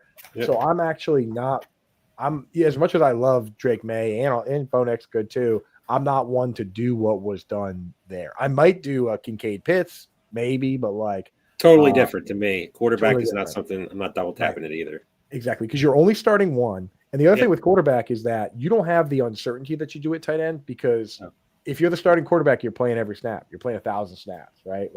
The floor isn't it's not lava like it is for some of these tight ends. So it's a totally different move. It's just not what I'm doing. You also have a lot of outs later at quarterback that are right. Is there really a difference? People could say whatever they want, but is there really a difference between Bo Nix and Drake May and Trevor Lawrence, who's free in drafts? I mean, you could agree or disagree. It doesn't matter. But Justin Fields is a guy that hasn't been drafted yet. That and he's going to be a top 10 quarterback if he still is healthy. Guys like that. I mean, there's plenty of other guys out there. Like if you're a Dave Canales fan, you think Bryce Young takes that next up. I don't think so. But there's guys who are a little bit more free in drafts that present some sort of upside. Guys, can we get into the Jaguars backfield? We've been waiting. So in this draft. So there was the longest time Bigsby and Etienne got close. It's back separated. So in this draft, Etienne at the 709, RB29. Tuden goes as pick 100 overall at the 904, running back 36. Coop's guy, Tank Bigsby, goes as RB40 at the 911. Coop, I'm going to start with you. This is the high school debate team. Yeah. Pitch your case for the Tank Bigsby as the Jaguars running back 2. Yeah, and calling him Coop's guy, that it doesn't feel great. I've got a lot of guys, but yes, you're right. Alvin Kamara is a Coop's guy. There's not many. He's not the guy. I will tell you many, and he's lower down there. But you know what? In this discussion, you're right. All these guys, he's my guy, and I'll tell you, there's a lot of fallacies in fantasy football. One of them is the fallacy of. There's a lot of different names for it, but it's basically the fallacy of results, fallacy of conclusions, right? Where you look at the possible outcomes first, and you say to yourself, if this happens, what's going to happen next? A lot of people will do it with something. This isn't even political at all in this sense, but some people will look at global warming and be like, I don't like the outcome of that being true, so it can't be true, right? So in this case, people look at it and they say, okay, Bashal Tuden. The outcome, this guy could be an every down back. He could be awesome. He could be explosive. James Gladstone could be a genius. Okay, that's a good outcome. People look at Travis Etienne getting the job and they're saying, "Oh wow, he had the 1,400-yard seasons there. He can catch the ball. That would be a great outcome." Then they look at Tank Bigsby and they say, "Oh, I don't think he catches the ball very well. If he's the starter, it's going to be a split backfield." And they say that outcome I don't like. It doesn't make me comfortable. So they reverse engineer the idea of that wouldn't be the best case scenario, so I don't like it. But for me, when I look at this backfield, I look at what's most likely to happen just in terms of what we've seen from Liam Cohen in the past and now. And it's last year, Liam Cohen had a team, the more efficient back got the starting job, the more efficient rushing back, and then the other guy operated on pass downs. Rashad White got more pass work, and Sean Tucker ended up being the third down back that came in. Not the third down back. He came in on mop-up duty and stuff like that, right? You look at this team last year, the same thing was going on during the season. Tank Bigsby was more efficient. He got more carries. He got more yards. He was the better back. So to me, there's a real possibility the same thing pans out here, where he comes in, the more efficient back ends up being the starting back, and then Travis Etienne gets the Rashad White role, and Bashal Tutin ends up being the Sean Tucker type. And when you think about how you're going to divvy up these roles, if you did want to have a split backfield, Tank Bigsby probably isn't the better pass catcher of the group, and he probably fits better into an early down role. But when you look at who gets the early down role, those guys often have more RB1 weeks, more RB2 weeks. They offer more consistency, and they do end up catching some balls. Derrick Henry was coming off the field for every third down. He still caught a few balls. So, like, for me, I think Tank Bigsby is the best runner on the team, so I think he's going to be the starter. And it's the boring answer, but I think it's the most likely one. Turk, your counter, please. I don't really have a counter. It's a very good Tank argument. Bigsby sucks, and that's actually a good counter. You know Yeah. what I mean? Tank Bigsby is not a good football not player. good. I'm not sitting here saying Travis Etienne's a much better football player. He's shown flashes, but he's also shown some wild inconsistencies. Tutin's an unknown at this point. Like, obviously, he's the guy they drafted and exciting rookie and all this yippee yap, but I don't think he's going to be he's a guy that I'll draft because he's pretty much free now compared to earlier when he was a lot more, expensive. Just based off a late season type of surge that maybe he takes that job and runs away with it. But to me, it's ETN. I can throw a piece on there for you that this is where rushing out to a 17,000 team tournament is where rushing out to upside does help you a little more, because in your hometown league, it's totally different, right? Because if you get Tank Bigsby and he's the best guy in the backfield, he's useful. But in something like this, the best guy in the backfield might not be useful. So I do get that's my case against. I do get it. Alvin Kamara, as great as he is, as bad as the team could be, by the time it matters, Alvin Kamara might not be there. That's my only case against Alvin Kamara. And I'm not an Alvin Kamara stan like you are, but I draft him a good amount, more than most people do. But my thing with him is, if I'm trying to win a tournament, Alvin Kamara, the Saints have to be good for Alvin Kamara to matter, because if it comes to that last 3 weeks, Alvin Kamara might be out with a sprained ankle, and that might be it for a guy that's carried you there. But that's my only fear with Kamara. That's it. When you boil it away, there are every year, when you look at the top few teams in big tournaments, a handful of guys that truly matter, right? Yep. You know what I mean? Like, of the teams that finish top 10, this one's not as bad as some of the best ball ones and some of the other ones, though. Like, when you look at some of the best ball ones, like the big best ball tournaments, like, you had to have Adam Thielen. Like, you had to have like you had to have Puka, you had to have Saquon. You had to have Saquon, BTJ, James Conner, you had to have T. Higgins, right? Because you had to have that last round. In something like this, you can just build a really good team that doesn't have to be like hyper specific, which I love as well.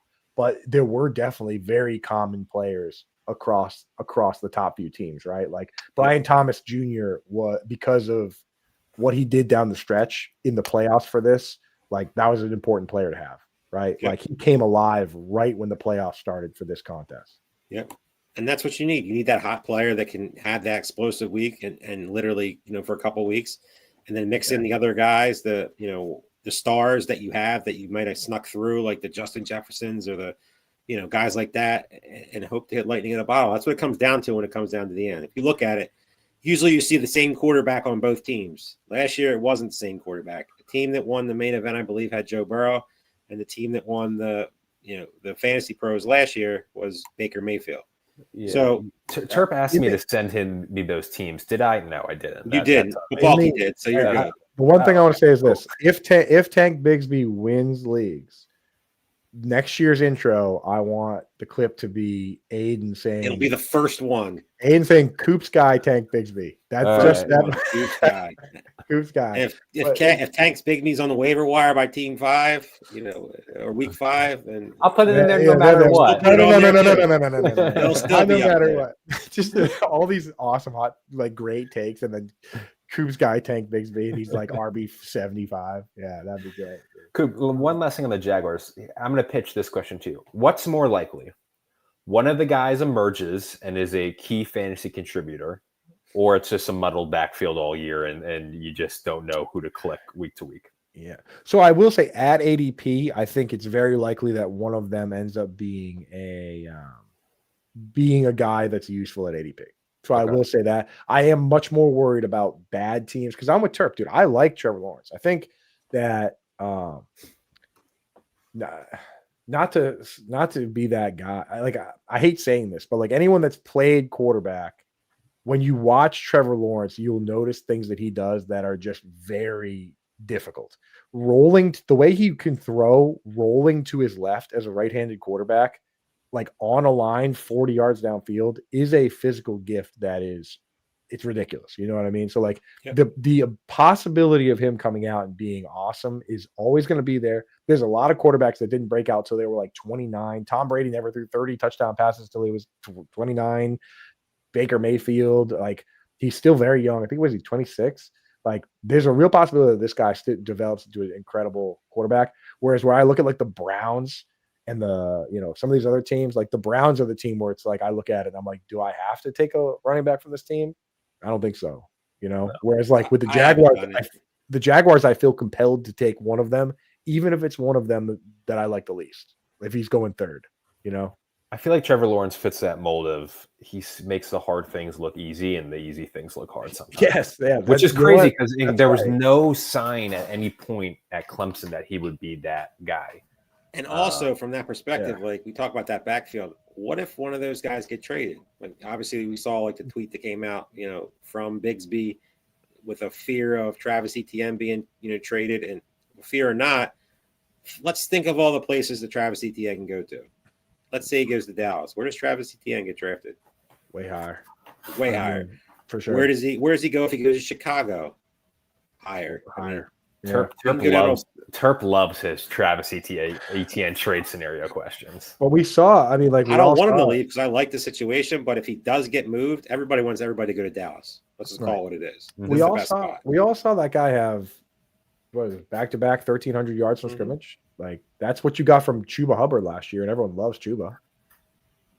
It's just that he was banged up and he didn't play well. But Tank, they did lean on Tank, but it was also a different regime. That's what there's so much uncertainty. It makes it so fun to talk about. I will say this: in the I was covering the Kings Classic auction draft, 14 team, and I love that because you've got all these guys. It's like JJ, Rich Rebar, Jim Coventry, very smart guys. It's a smart room. Yeah. Everybody across the board. And everyone gets in an auction draft. Everyone gives their opinion one way or another, whether they're saying something or not. Right. So with that Jaguars backfield, ETN went for 6 and then Tank Bigsby went for 12. And then Tootin was almost certainly going to go for less than 12, but it got ruined because Bob Harris only had $12 left and he just put all 12 on Tootin.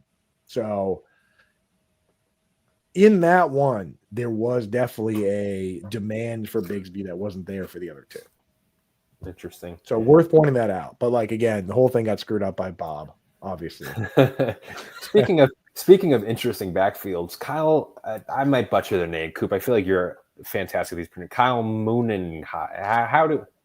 Talk to me about the pronunciation first. It was told to me that's Monongai. Monongai. Not how I've been saying. Kyle Monongai. Wouldn't even try. Kyle M. Yeah, it was from you know what? You know why though is that Pat Fitzmaurice is a big Rutgers fan, and he corrected me when I said it. Okay. I was like Kyle Moon Pie is what I was calling it. Speaking of a gross backfield, the Bears backfield to me is extremely gross. I think that likely answer is none of them, but I was intrigued to hear It's got to be one of them. If you believe in Ben Johnson, it's got to be one of them. Maybe not year one, but Monongai goes in the 13th round. He's been going in the 16th round. Coop, and then Trump, I will go to you as well. Monongai has been sneaking up. Like the 16th round was already him kind of moving up from where he was. Now we're seeing him touch the 13th round in this one. Do you see value there as maybe a guy who, of all the rookie running backs, he wasn't talked about early, but is kind of finding his name in late? Right. It's a why not pick for sure. Because it's like a new regime. We saw a split backfield. The comps, Pat Fitz, again, a Rutgers guy saying that like there's no different. He plays just like Isaiah Pacheco, another Rutgers guy. So like, I was taking some Roshan. I'm just completely out on that. I'm taking Monongai if he's there, but it's a way more dangerous pick in best ball because you could just get flat zeros. I don't like taking that. I don't like taking anybody from that backfield. Not Swift either. I've never been a big Swift. I was Never very been a Swift brief. guy. I was very briefly a Swift guy when he first came out. Swift yeah. Swift was a first-round pick in 2022 in the FFPC main event. He was. Him and Miles Sanders were like right next to each Talk other. about the running back version of Very making exciting. hard things look easy, and every easy thing look hard is DeAndre Swift. He'll do things, and you're like, how is this guy not like consistently an elite, like just elite running back? And then because there's like 18 examples after that one amazing play of him just running right into his offensive lineman and ignoring the wide open hole to his right. He was the worst. He was the worst running back in football for the first 3 games last year, and then he just turned around and was good. Like he was pretty good. Yeah, that whole Bears offense was kind of like that. I want to read this interaction in the chat right here. This is gold. Steve G, our guy. I was on a plane coming to New York from Jacksonville, and I was sitting next to Tom Coughlin. I asked him about Lawrence. Said he is super talented, just needs to get his head straight. Scott McMillan goes, in coach? Jimmy Williams goes, what, Steve G? Steve G responds, I haven't sat in coach since I was 10. What a baller. That's wild, dude. But also, what he's saying isn't wrong, because I say the same thing about Caleb Williams. The talent is there, but do they have the mental part of the NFL figured out? I think that's the thing with quarterbacks that, like, I think me and Turp always disagree on this, because I think Caleb Williams gets a bad rap because he dresses like an idiot and is. I don't care about the dress. The dressing thing. Dude, he's one of the most competitive people you'll meet by every report. I just don't see like the competitive angle with him. Trevor Lawrence, meanwhile, was the guy coming out as the clear number 1 pick, the best prospect since Luck, and is saying, football doesn't mean everything to me. Like that was on the record in a Sports Illustrated interview. Front page, like he was on the cover before his draft. Like it was kind of known, and that's okay. But like Trevor Lawrence has kind of been this guy. Like it always gets misconstrued, but football wasn't everything to him. Right. I just push back on the Caleb Williams. I just think I see it repeated a lot. I just don't think it's true about his makeup on the field in terms of like his ability to read defenses and not try to be a hero, play hero ball and never play sure. But in terms of like his competitive makeup, I think that there's no question in my mind about his ability there. That is the next level though, because all these guys have tremendous ability. Same, throw Kyler Murray in that boat too. The next level is to be Joe Burrow and look at a wide open Mike Gesicki and say, I'm not going to throw it there because I trust this play call and I trust that T. Higgins and Jamar Chase are going to be open in 1.5 seconds from now. Yeah. Right. Because it's like, Kyler Murray, top 2 quarterback in the league and getting the ball out of his hands in under 2 seconds. But he's not letting plays develop because I don't know whether I'm rooting for him to get to that point, but like there's a certain, like Tom Brady wanted it more than everyone else. And he was like trying to, him and Ernie Adams and Belichick were trying to like break the rules. Kobe Bryant used to go to like the referee seminars to know where they'd be standing so you could pull your pants down when you're not looking. Like that's the difference between the guys that want it the most and the guys that don't. So that is important, but we don't know these people, so it's hard for us to actually know for sure. But like you're right that it does matter. Caleb Williams is all the talent in the world. I mean, he needs to take the ball off it a little bit. He was trying to throw the ball. He tries to do too much. It's because it worked in college to a degree, but he just tries to extend plays, and you can't. Now, he also ran into horrible offensive coordinator, horrible offensive scheme, horrible offensive line. But yeah, he's trying to throw a strawberry through a battleship half the time. Like, he's like the throws that he would throw over Roman Doomsday's head were in like not even close to catchable in situations where if he had just put took a little something off it would have been easier. Josh Allen also makes that mistake. He tries to kill Dalton Kincaid from 5 feet away. You know what I mean? It's like, also, I do want to say, I want on the record, it's very likely that Caleb Williams is going to start slow again because Ben Johnson's offensive scheme is so kind of intense and such a dramatic change, and there's a lot to process. But by the end of the year, I think Caleb Williams is going to be firing on all cylinders. But I'm not going to panic when he starts slow. I don't know what's going on in the New Heights podcast real quick in their comment section, but we're getting this from Sam Cassell. Like, I mean, you can't get that anywhere else. Sammy's on one tonight, man. Sammy is on one. Yeah, I haven't shown any of his comments, but we're throwing that one up. He's firing it tonight. Sammy's bringing some energy. I don't know what he's on, but I want whatever he's having, man. Jesus Christ. I think KFC's still open as the latest. All I gotta say, Sam, I hate when that happens, dude. I will say that I wanted to ask you guys a question. Yeah. At this part of the draft, I had done some research, and again, like I said, I looked at the top teams from last year.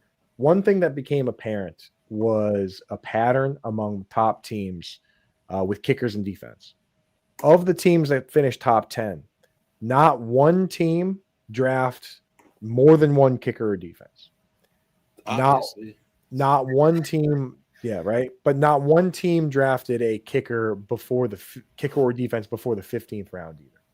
Another obvious one, you think, right. But do you think so? Especially defense, like I'm always last two Brandon rounds. Aubrey. Like I can make the Brandon case Aubrey. for There's like maybe the first kicker in my 25 years on this earth where I actually consider it like fully either consider, but also won't not make like every other stream me and Terp have done 2024, 2023, 2022. If a kicker went this early, we're like, what are they doing? Brandon Aubrey, we never mention it because it's like that dude is a weapon. Like there's a reason he's going in the 14th round. But I think I'll always be a defensive kicker in the last couple rounds of the draft. Like I just that's what I do. And not in the 15th either. I'm talking like I'm talking rounds 18, 19, and 20 is when 18, I start 19, 20 is when I do it too. And a lot of the teams that did really well were straight 19, 20. Mm-hmm. You find that this year's Brandon Aubrey. You find that every year it's like it was the Ravens defense forever. You find the next Ravens defense. There's always most of the time I just play matchups. Sometimes it's a pain in the butt and it's very annoying at times, or you just take that hot defense and can ride, a Patriots type of situation. Yeah. Or you look at their schedule, 49ers, you look at their schedule. Right.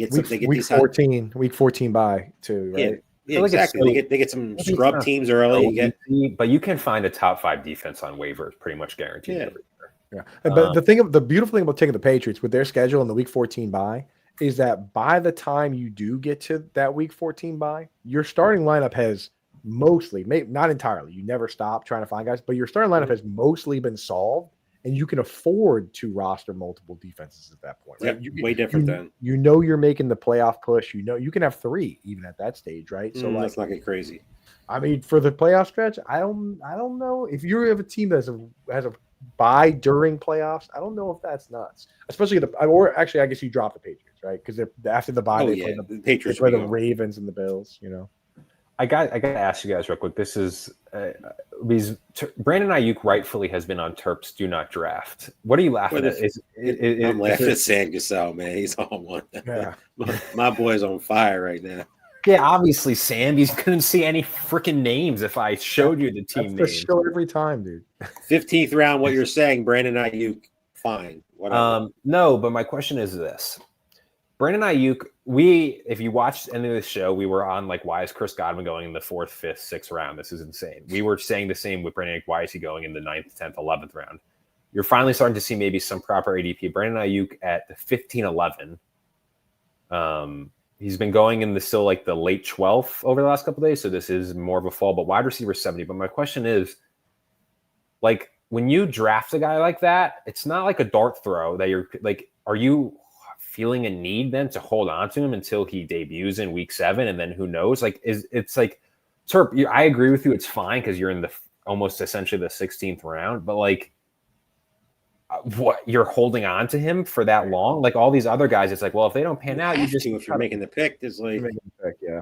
But like 15th round, it's easier to hold on. Like, I don't know, it's just weird. Like, is there just even better value in that 15th round? Because I don't know. That's just me kind of streaming. I need a very specific build where I'm desperate for any kind of upside. Like these like the team there with Josh Downs and Christian Kirk. If you got a lot of players like that, where it's hard, like if your team is like Khalil Shakir, Josh Downs, Christian Kirk, and you're just desperate for some kind of spark, then maybe, I mean, an argument could be made that, Adam Thielen missed like the entire year with the hamstring and came back and was like wide receiver 13 down the stretch when he came back. It's like Aiyuk's a good player. If he gets up to speed, he could be good. But like, I need it to be a very specific type of build that I have for me to want to go there. And again, to just say hometown leagues, massive difference to me between a league that has an IR spot or multiple IR spots. Massive difference. Like this. You're every one of those bench spots is so important in something like this, and you're paying for it, and you're eating that bench spot. Home leagues, you're talking about 16, sometimes 17, maybe max 18 round drafts. Most people aren't doing 20 round drafts. Some are even doing less. Brandon Aiyuk is not getting drafted unless you have an IR spot. It's just not happening. changes everything with those IR spots. You just can't in those leagues. You can't just hold a roster spot with somebody who's probably not going to play for 6 weeks. And let's just say he does play, after on week 7. How long until he gets actually ready? So, what Coop said? Probably not till. It's probably not this season. I'll have 0% Brandon Aiyuk. I've said it before. I'll say it again. If he beats me, he beats me like. Maybe a one team type of situation just to have like a specific build like Coop said. He falls into the 16th, 17th round. Fine. Fine. Like, you could do worse, but I'd rather in managed leagues, I'd rather just keep hitting the running back button. It just so rarely happens. Like it happens where the guy's ready for week 1, and it's like, and he just plays like nothing happened, but it so rarely happens where they're like, wow, yeah, setbacks. This guy's not gonna be ready till midseason. He comes back and he's awesome. I mean, like, I can't even remember the last time. We've fallen for it so many times with Michael Thomas and Odell Beckham Jr. and all these guys and Jonathan Brooks last year. It's like, I feel like with the mid-season return, that's something I'm going to jump in and do some research on. I'll see what I can find for you boys of like somebody that actually did. Because even like TJ Hawkinson, man, like he came back and was not quite. And that's where the worry a little bit is with Stephon Diggs. So what did I tell you about Isaac Tesla? He's going to be moving up. I told you, and you doubted me. But Diggs is ready, though. That's the Diggs. It's different because Diggs is going to be ready week 1. You know who else is going to be ready by like mid-season? No. Come on, Aiden. You know it is. Start to train now. We got to start to train now. Christian Watson. I was on the tip of my tongue. I want the record to show I started saying it before you said it. Yeah, if there's one thing, think about no matter what. Terp, like obviously Coop, you have a big following. Me and Terp are but small peasants in this fantasy community. But Terp, you have built a brand around Christian Watson. You have hitched your horse. Watson, no matter what. I was in. I will remain. I will never get out. Yeah. Okay. I mean, dude. Especially with that wide receiver room. How could you ever get out? He had more 100-yard games last year than Dontavian Wicks and Robert Woods have in the regular season combined in their 5. All right. Terp's going to have to go use the bathroom here in a second. Thank God this shows I'm a sober man because they have 0. Yeah, go crack that. Go crack that. Dude. It's just like those guys are such jags, man. That's why I am willing to take Matthew Golden in some spots. I'm not sure if you guys are because I'm in too. I'm big on Matthew. Like Coop, remember how last year I reached out to you? You obviously did a show last year, and I'm going to do it again, where I kind of reached out to pretty much every analyst, writer, expert we had on our show and asked for their ride or die this year. And obviously, I included myself in Turpin this graphic as the host of the show. And I was thinking this year, I was talking to my brother, actually. I'm like last year, I was pretty comfortably on Chase Brown and Kyler Murray. Terp took Chase Brown. I took Kyler Murray as my guy. I obviously got the short end of the stick on that one. But like this year, I don't really know. Like I just don't have a great feel for like my true ride or die. But Matthew Golden is one of my options that I'm considering. Because the thing is, the people don't get. They get the the dynasty brain, the sickness of like you think that talent is all that matters, right? And I talk to a lot of dynasty guys, and it's so hard for them to get off that because they're just like so deep in college football, and they're like, this guy's so talented. Then you have to turn around and recognize that opportunity and scheme equally matter in redraft, right? Like I've seen very talented wide receivers, CeeDee Lamb, Chris Godwin, Jackson Smith and Jigba. These guys didn't have the opportunity we need, right? CeeDee Lamb was playing 94% of his snaps from the slot because he couldn't overtake Amari Cooper and Michael Gallup, right? And then the next year it was wheels up. For guys like Brian Thomas Jr. that have like that opportunity to come out and be the wide receiver 1 on their team from day 1, they have an additional level of upside that transcends pure talent. And Matthew Golden, I mean, he's a first round pick. We believe he's talented. We don't know yet, but he has the opportunity. It's not like he's stuck behind Jamar Chase and T. Higgins. He's not even receiver room's gross right now with Reed being hurt. Like stinks. The Reed injury is tough because I was buying into him, especially at his latest draft price. And then it's like he's just like, oh well, he was hurt all last year. Now it's just like, not great. I was hearing he was playing some 2 wide receiver sets in practice, but then like now we're not getting the chance to see it because like that's everything for a guy like that, right? 100%. It's a Josh Downs situation. Oh my God, let them play, man. Let them play. That's why I'll tell you, my ride or die. I've got a few names. Yeah. If I want to go deep round, man, I just cannot stop drafting Michael Pitt.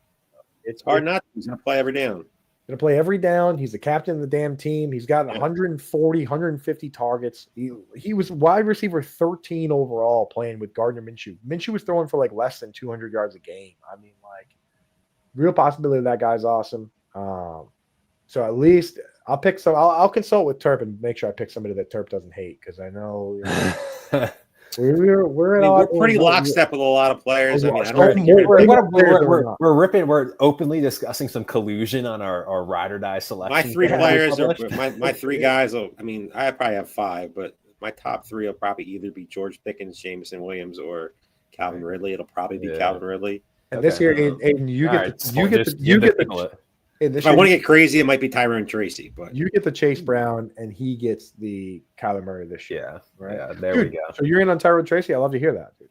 I don't have one Cam because of the Scattaboo injury, or I didn't care about the injury. But before the injury, the only thing that worries me about Tracy is the doghouse potential with the fumbles. That's it. Yeah, Jordan Renan said that.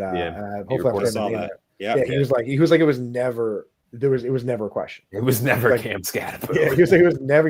Don't put the ball on the ground. Tracy's going to be a very, very solid RB2. Right. I was always confused by that. Like, how does the injury affect the battle? That was the real context was like, how does this injury affect the battle? And he was like, it was never a battle. It's never a question. I was confused by like Scattaboo was really good at Arizona State, but I was confused how Tracy was getting dismissed by something. Like, dude was really good on a bad offense last year. That's what I mean, man. I mean, like, this guy has shades of, and again, that was his first year as like a full-time running back. He was a receiver. I love saying this here on this show because, like, I know on certain other shows, and I don't hate them for it, but like they're looking for me to say stuff like this, and then they clip it, and then they play it just that, and it makes me look like a maniac. But like, there are shades of Alvin Kamara, Austin Eckler, reception 130, 107. Remember that, sir. Exactly. Write it down. Like for tomorrow. Not the catching, but the contact balance. The contact balance of you got to in that second level, you got to put him out of bounds. Because he's not going to go out of bounds, and like you got to those videos of Kamara's center of like gravity are insane. It's insane how he just bounces off. He just bounces off people, and he's just kind of like looking around. Yeah. I got questions for you. I was going to say there's a ton of questions on the tight first end off, position. real quick. Sam Cassell. We're doing no tight end today. Sam Cassell you can't hide. Is he a Philly guy, Terp? An ESP shout out? I think he is. Elliott Shore Park's one of the worst of the worst. Your first question for you, Coop, was way back. It was Sean Green wants to know. I can't find it. Oh, Theo Johnson or Mason Taylor? Yeah, Steve. Yes, earlier, but saved perfectly. Steve G took both tight end discussion: Theo Johnson or Mason Taylor. Yeah, so it's definitely Mason Taylor for me. Even though I don't necessarily love Mason Taylor, I didn't like his profile coming out. But you have to leave room for the possibility that they use him differently than LSU did. LSU had him as a like pure inline blocker, blocking on more than 15% of his pass plays, which is like a death sentence unless you're George Kittle. But like, guy's got a good pedigree. Obviously, his dad is Jason Taylor, his uncle is Zach Thomas. And talking about opportunity, I mean, who's the guy after Garrett Wilson? The only thing that would swing this is if they did like sign like Amari Cooper, but I don't even know if I think that's happening. So it's Mason Taylor. Theo Johnson is very athletic. I will caution that like I care most about straight line speed. I don't care as much about like, oh, he's so big and he's kind of fast, so he's got some special score that makes him cool. Like you still have to actually outrun the linebackers and the safeties. Like I'm looking for 4.6 or lower, or 4.65 at least or lower for me to say like, yeah, he's got that kind of speed where he can just outrun linebackers. And the problem with Theo Johnson is that like Malik Neighbor's going to get crazy targets. Wanda Robinson got 140 last year. How often does a guy get 140 one year and then get under 100 the next year? I also kind of quietly like the idea of Darius Slayton with Russell Wilson. Russell Wilson's always a guy that wants to look downfield. Yeah, a great best ball, like final round flyer. Final round flyer. Yeah. It's like, but so for me, I just have a harder picture of like what needs to happen for Theo Johnson to be a top 2 target on his team? Injury to somebody. What needs to happen for Mason Taylor? He just needs to exist, basically. Right. Mm-hmm. So like, not guys I love, but Theo Johnson, not a guy I'm really picking much of.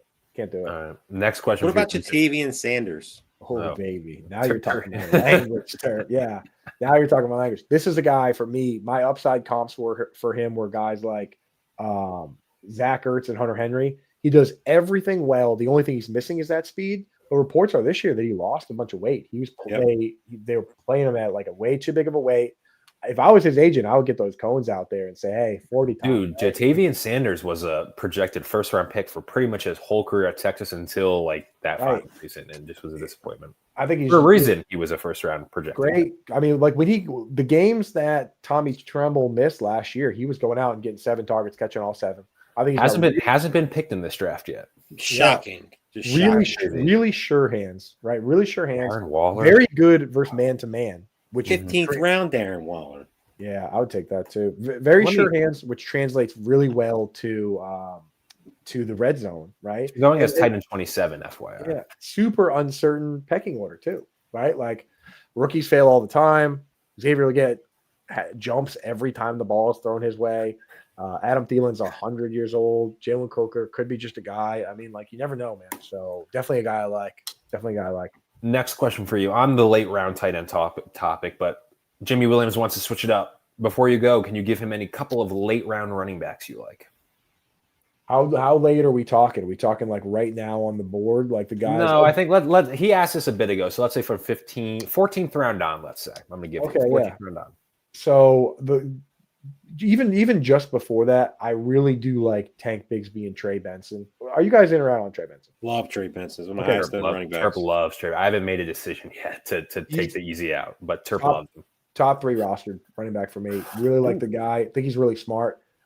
He says that he's been working out with James Conner the entire time he's been there, and he says that he now lifts the exact weight that James Conner does, which anyone seen the picture of James Conner's back, that's ridiculous. Yeah, it's crazy, dude. So like in this range, if I'm going to draft a pure handcuff, I need to truly believe that he's going to get the full job, right? So I actually like that. That team that picked Bigsby and Benson also picked DJ Giddens, which is a pick that I like when I'm getting that far down. Yeah. I think he far and away the best guy in that backfield. He's already moving up the pecking order. And we watched Zach Moss running behind Quentin Nelson and Bernard Ryman there at left. I mean, like that's just that running to the left on that team with that RPO is awesome. If I'm doing a build where I need some safety late, like say I'm doing like a hero or zero RB and I've got a ton of upside picks, I need safety. I like taking Tyler Algier. I'll also take Justice Hill. Justice Hill is probably the most boring guy that you can actually put into a lineup while you're trying to find breakout guys. So that's kind of how I play it. I don't typically get too crazy into the super hype picks. So I do want to ask you guys, are you getting into like Ja'Cory Krosky-Merritt? Too much. You're in? I mean, JCM a lot. Rashad Smith, I have to stop because like he was free for a while. Rashad Smith. I was drafting a ton of Elijah Mitchell earlier. Dude, JCM. I pivoted over to Rashad Smith. I'm going to mention this every time he comes up because the price got too crazy. JCM, Coop, you haven't been on. I did the represented FFPC SiriusXM Experts Best Ball Draft, which was a 17 league team. Justice Hill's our RB2. Like that's where the running back room was at. Just gross. Wow. But we got JCM in the 18th round of a 17-team league. Looks way better now. And now it's like, I mean, he missed was John and Pemba in that with you? I think he was with FSGA. Yeah, he won that the year before last. No, he had his like award for it like on stream, which was a cocky move that I respected. But like he was the one who really set it off. And I co-owned with Jake Vanetti, who is a member of the Three Goombas when he does live coverage with me and Turk because it's LaCory, Terpoli, and Vanetti. But I think John started Jaden Daniels Lamar, and this started a QB right and then you kind of was like, oh shit, you kind of do have to do that. And we're ended up with Cam Ward and Sam Darnold, but so be it. We went 5 straight receivers, which wasn't the best idea probably, but we'll see. But yeah, to answer your question long-winded, the JCM price has gotten a little too high for me. Yeah, I mean, but I'm glad you got some, dude, because I need to get a little bit. And I think the guy that I'm trying to get in there now, that I don't know if he even went yet in this draft is you know what I'm trying to get in, guys? Yeah, he went 13th round. I'm trying to get Woody Marksman the 13th round. Yeah. Oh my god. What is going on in this chat tonight, man? You know what? Because we've been there, boys. We all have one of their buddies is drafting in here as my guest, and all the fellas are in there. They're talking about Michelle Obama. I'm not going to put that one up. I've been googling compelling evidence. I just took a stab at my dad. Dude, Oh, this is great. There was one other question. Oh yeah, and then Jimmy Brooks on lane running backs. Is Taj Brooks for real? I mean, the opportunity's there. Talk about falling into the end zone. If anything happens to Chase Brown, who is not the biggest of backs, Taj Brooks is set up there for a role. And we know that Samaje Perine's just a guy. You know what I mean? Like he'll participate a little bit on pass downs, but like if somebody gets if Chase Brown gets hurt, they're either going to look outside the organization or they're going to look to Taj Brooks because like you if you're trying to compete for a championship, you're not going to go out there with Samaje Perine as a feature back. I mean, it's just not with that team. No. All right. So here's my question for you, Coop, is two guys who are meeting the all the required elements of preseason all hype team and probably very well could amount to nothing. Team 4 got both of them, Torrey Horton and Isaac Tesla. Isaac Tesla, I think it was just last week, went in like the 19th round of a best ball draft. I told Tarp he will be hitting at least the 14th round come September. That prediction's looking good. Turp was like saying something like Tesla, whatever. But I mean, talk to me about and I'll these. Stand by the statement. Fair enough. I wasn't saying anything about him, although he's looked really good in the preseason, purely just on where his ADP is going to be. But two all preseason hype guys, Torrey Horton and Isaac Tesla, are you buying either of them as they continue to rise up boards from undrafted to now almost the 15th round? So they went in very different directions than I thought they would. So I thought that Isaac Tesla was actually going to, and people say Tesla, that's one that I got to figure out the exact way to say it, but I can't stop saying Tesla. It's just too much easier. But I thought he was going to be the direct backup to Amon-Ra St. Brown, where he would basically just, if Amon-Ra St. Brown got hurt, he would go in and do that. That's not what they're doing though. First preseason game, he came out, played a ton out wide. He could actually love him. He could push Tim Patrick. Loves him. He could push Tim Patrick for a meaningful job. The thing is, if he doesn't get that job, then he's basically the backup for a non-meaningful role, which makes him a nightmare pick, right? Torrey Horton, to me, does not have a big upside role as is because of the scheme. It's the reason we were in on Rashid Shaheed last year is that these guys from the Shanahan-specific version of the McVay tree love the fullback. And you see it in San Francisco. You see it with Miami. That third wide receiver, useless. I mentioned Julian Hill earlier. He got more targets than Braxton Berrios. For real. Like, it's just like it kills him. Texan preseason legend, Braxton Berrios. That's right. Braxton Berrios, here's a crazy stat. Of Patriots wide receivers drafted over the last 25 years, he's second behind only Julian Edelman in career fantasy points. And he's done most of it on like punt returns and stuff. Jeez. Yeah, bad, real bad. But Bill Belichick, way to be a GM. There we go. To my point on Torrey Horton, Danny Amendola. I don't think Amendola was a Ram. By the Rams, yeah. Oh, you mean drafted? Okay, not played. Okay, gotcha. Yeah, so drafted. So they also had and they just think about their year last year, the horrific year of drafting Jalen Polk, Javon Baker. Who was the dude? This was like 2013. And he got all this hype because he had like a touchdown. He had like a game-winning touchdown in the corner of the end zone, and he had like all this hype, and he really didn't do anything. What was his name, dude? He was at Pats. He blew his knee out. Was it Mitchell? No, dude. It's not Mitchell because Mitchell played in the Super Bowl. He had a great block in the Super Bowl too. I don't think it was 2013 though. David Patriots. Oh, that was way back. That was like 2004. No, like this is. Let me go. I'm gonna go look now. Yeah.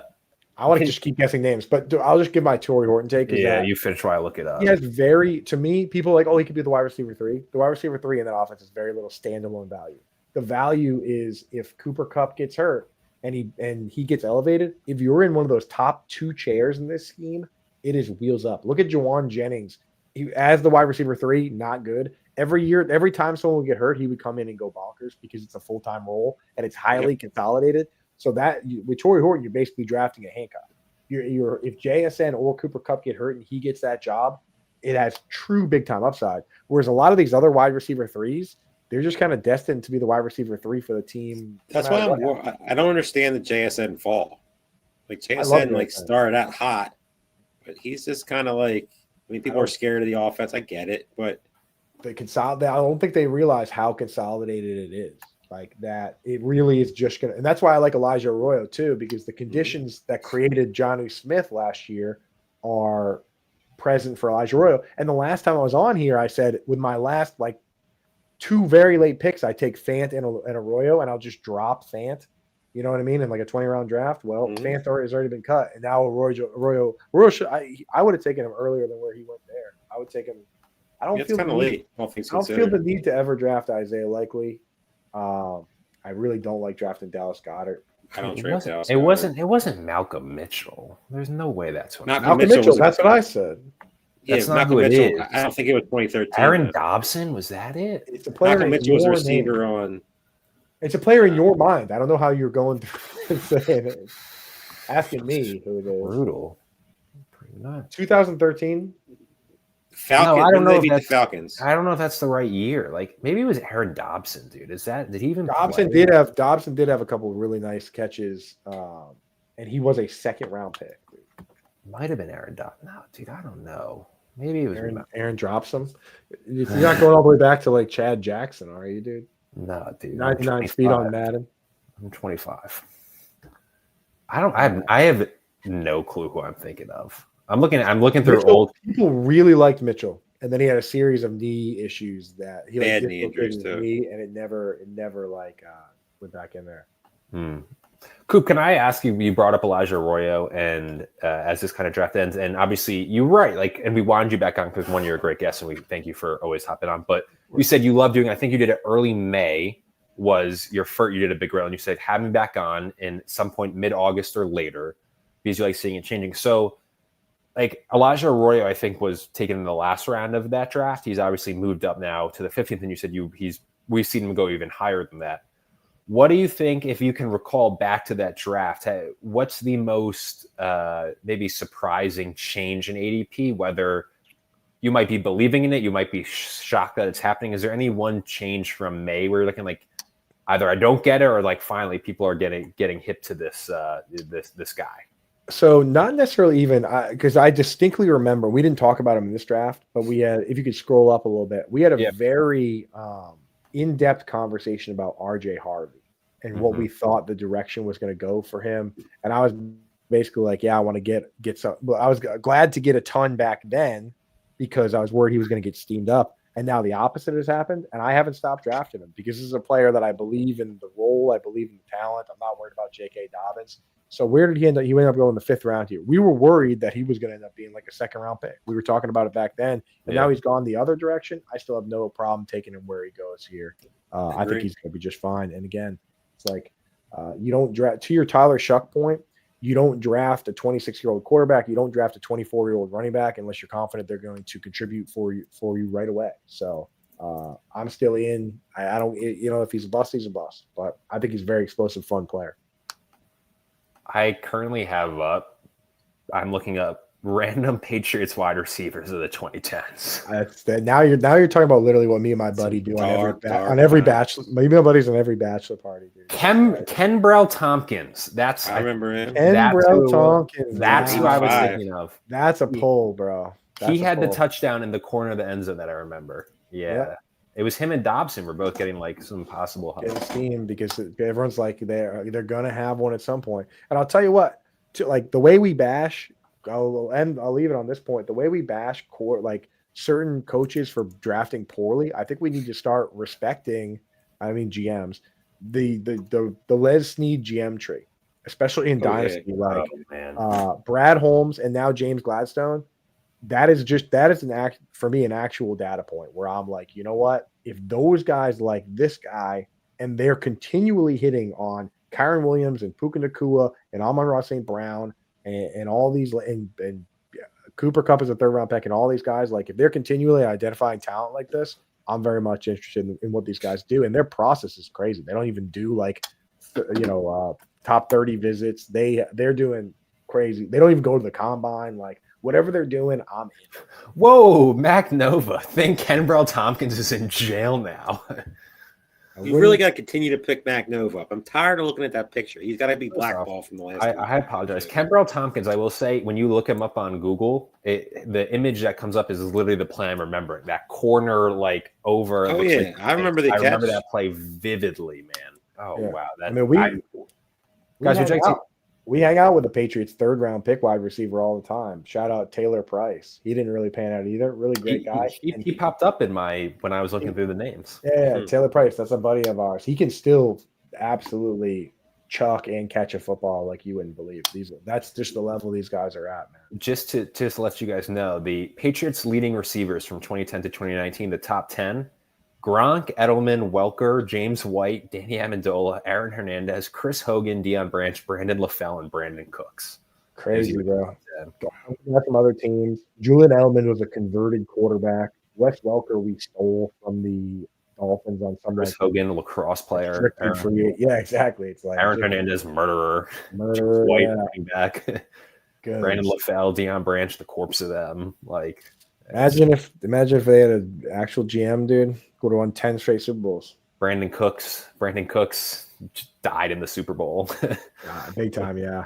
Yeah. I will say I'm also funny. This is great. All those dudes in the chat, I shout them out, but I don't think Christopher Davis is picking up on them because he's talking about Torrey Horton. No. And they're like, I disagree, Christopher Davis. I'm questioning if your brain functions on all cylinders. And he's arguing with them like, come on, man. Come on, you Chris. just gotta ignore it. You gotta hit the ignore button as hard as it is. I enjoy seeing it in the chat, but we'll keep that in the chat. I'm not even logged into the chat because I know that if I had a couple beers in me, I'd start firing back. Coop, please, as always, before you head out of here, please tell us where we can find your work, podcasts, articles. We know you're all over the place, seemingly every format, and it's all great stuff. So please tell the audience where they can find you. Yeah, I love jumping on with you guys. I'm glad we got to do at least one more here. I'm going to try and get to Paris next year, to Vegas for the draft. So all my stuff, all my articles are at Fantasy Alarm. I got a lot of free ones up, like the Drake May one today. If you like my takes, I not only have linear rankings in the draft guide, but I do my own set of like color-coded ones saying whether I like guys at ADP or not. Green above, yellow at, reds kind of don't touch. I kind of set them up like that for upside and stuff. All the tight end yin and yang stuff's in there. And then you can also catch me on our YouTube and SiriusXM channel 87, 6 to 8 p.m. And starting soon on Sunday mornings, 10 to 11. We're back on the air again for that. Let's go. Yeah. Football's it's fucking football season, baby. Oh, God, I can't, dude. I love start sit questions on Sunday morning. I don't know what it is, dude. It's just it gets me going. We started real quick before we let you go. Like we did this for like 1 year. Yeah, we had like a Saturday, Sunday start sit questions. And I was like, I don't want to do this. I love it. I respect the people who did it, and one just like hate it. It's just like it was a mixture of like, people rightfully are going to guys like you for their start sit. It's just, but it's also like, man, like, I don't know. But you guys are sharp as hell, dude. I would ask you guys like most of the stuff, like you need context with this. Like, what kind of league is it? Like they don't give you the context. It's like, do you want to use Drake May or Justin Fields? Okay. We beat him over the head. We beat him over the head. Howard on the YouTube channel, I make sure that in the comments they have to have that. But on the radio show, Howard, if you don't give the context, he doesn't answer. If you say, "How are you doing?" he hangs up on you. He's like the soup Nazi. Ask him about that next week. Can't wait for next week for that. Ask him about the Sunday morning radio show, dude. It's like he beats these guys to a pulp. And I'll tell you, when someone gets hung up on, the listeners, they love it, dude. They're like, "Get them out!" It's ruthless. It's ruthless. It's like, dude, in Howard's defense, he's like, "Hey, you know what? We already told you we're doing good. Don't waste it because you're wasting everyone else's time. We need to get as many questions in this morning. You're being disrespectful to other people, so that gives him the license to be disrespectful to them, and it is very fun." Terp, the people, Terp, they are locked in. Two Goombas, 2 weeks. We some fun. Yeah. So real quick for everyone still here. Next week, 10 p.m. on Wednesday night, main event draft with Howard Bender from Fantasy Alarm. 5 spots left in that if you want to join. And then in 2 weeks, the 3 Goombas will be reunited for a 5K big payback league.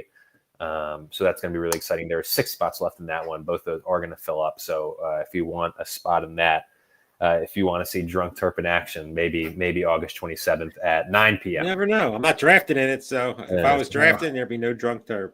There we go. That's going to do it for us. Coop, thank you again for joining us. Me and Terp will be back next week, 10 p.m. with Howard Bender. We'll see you guys then covering the main event. See you guys.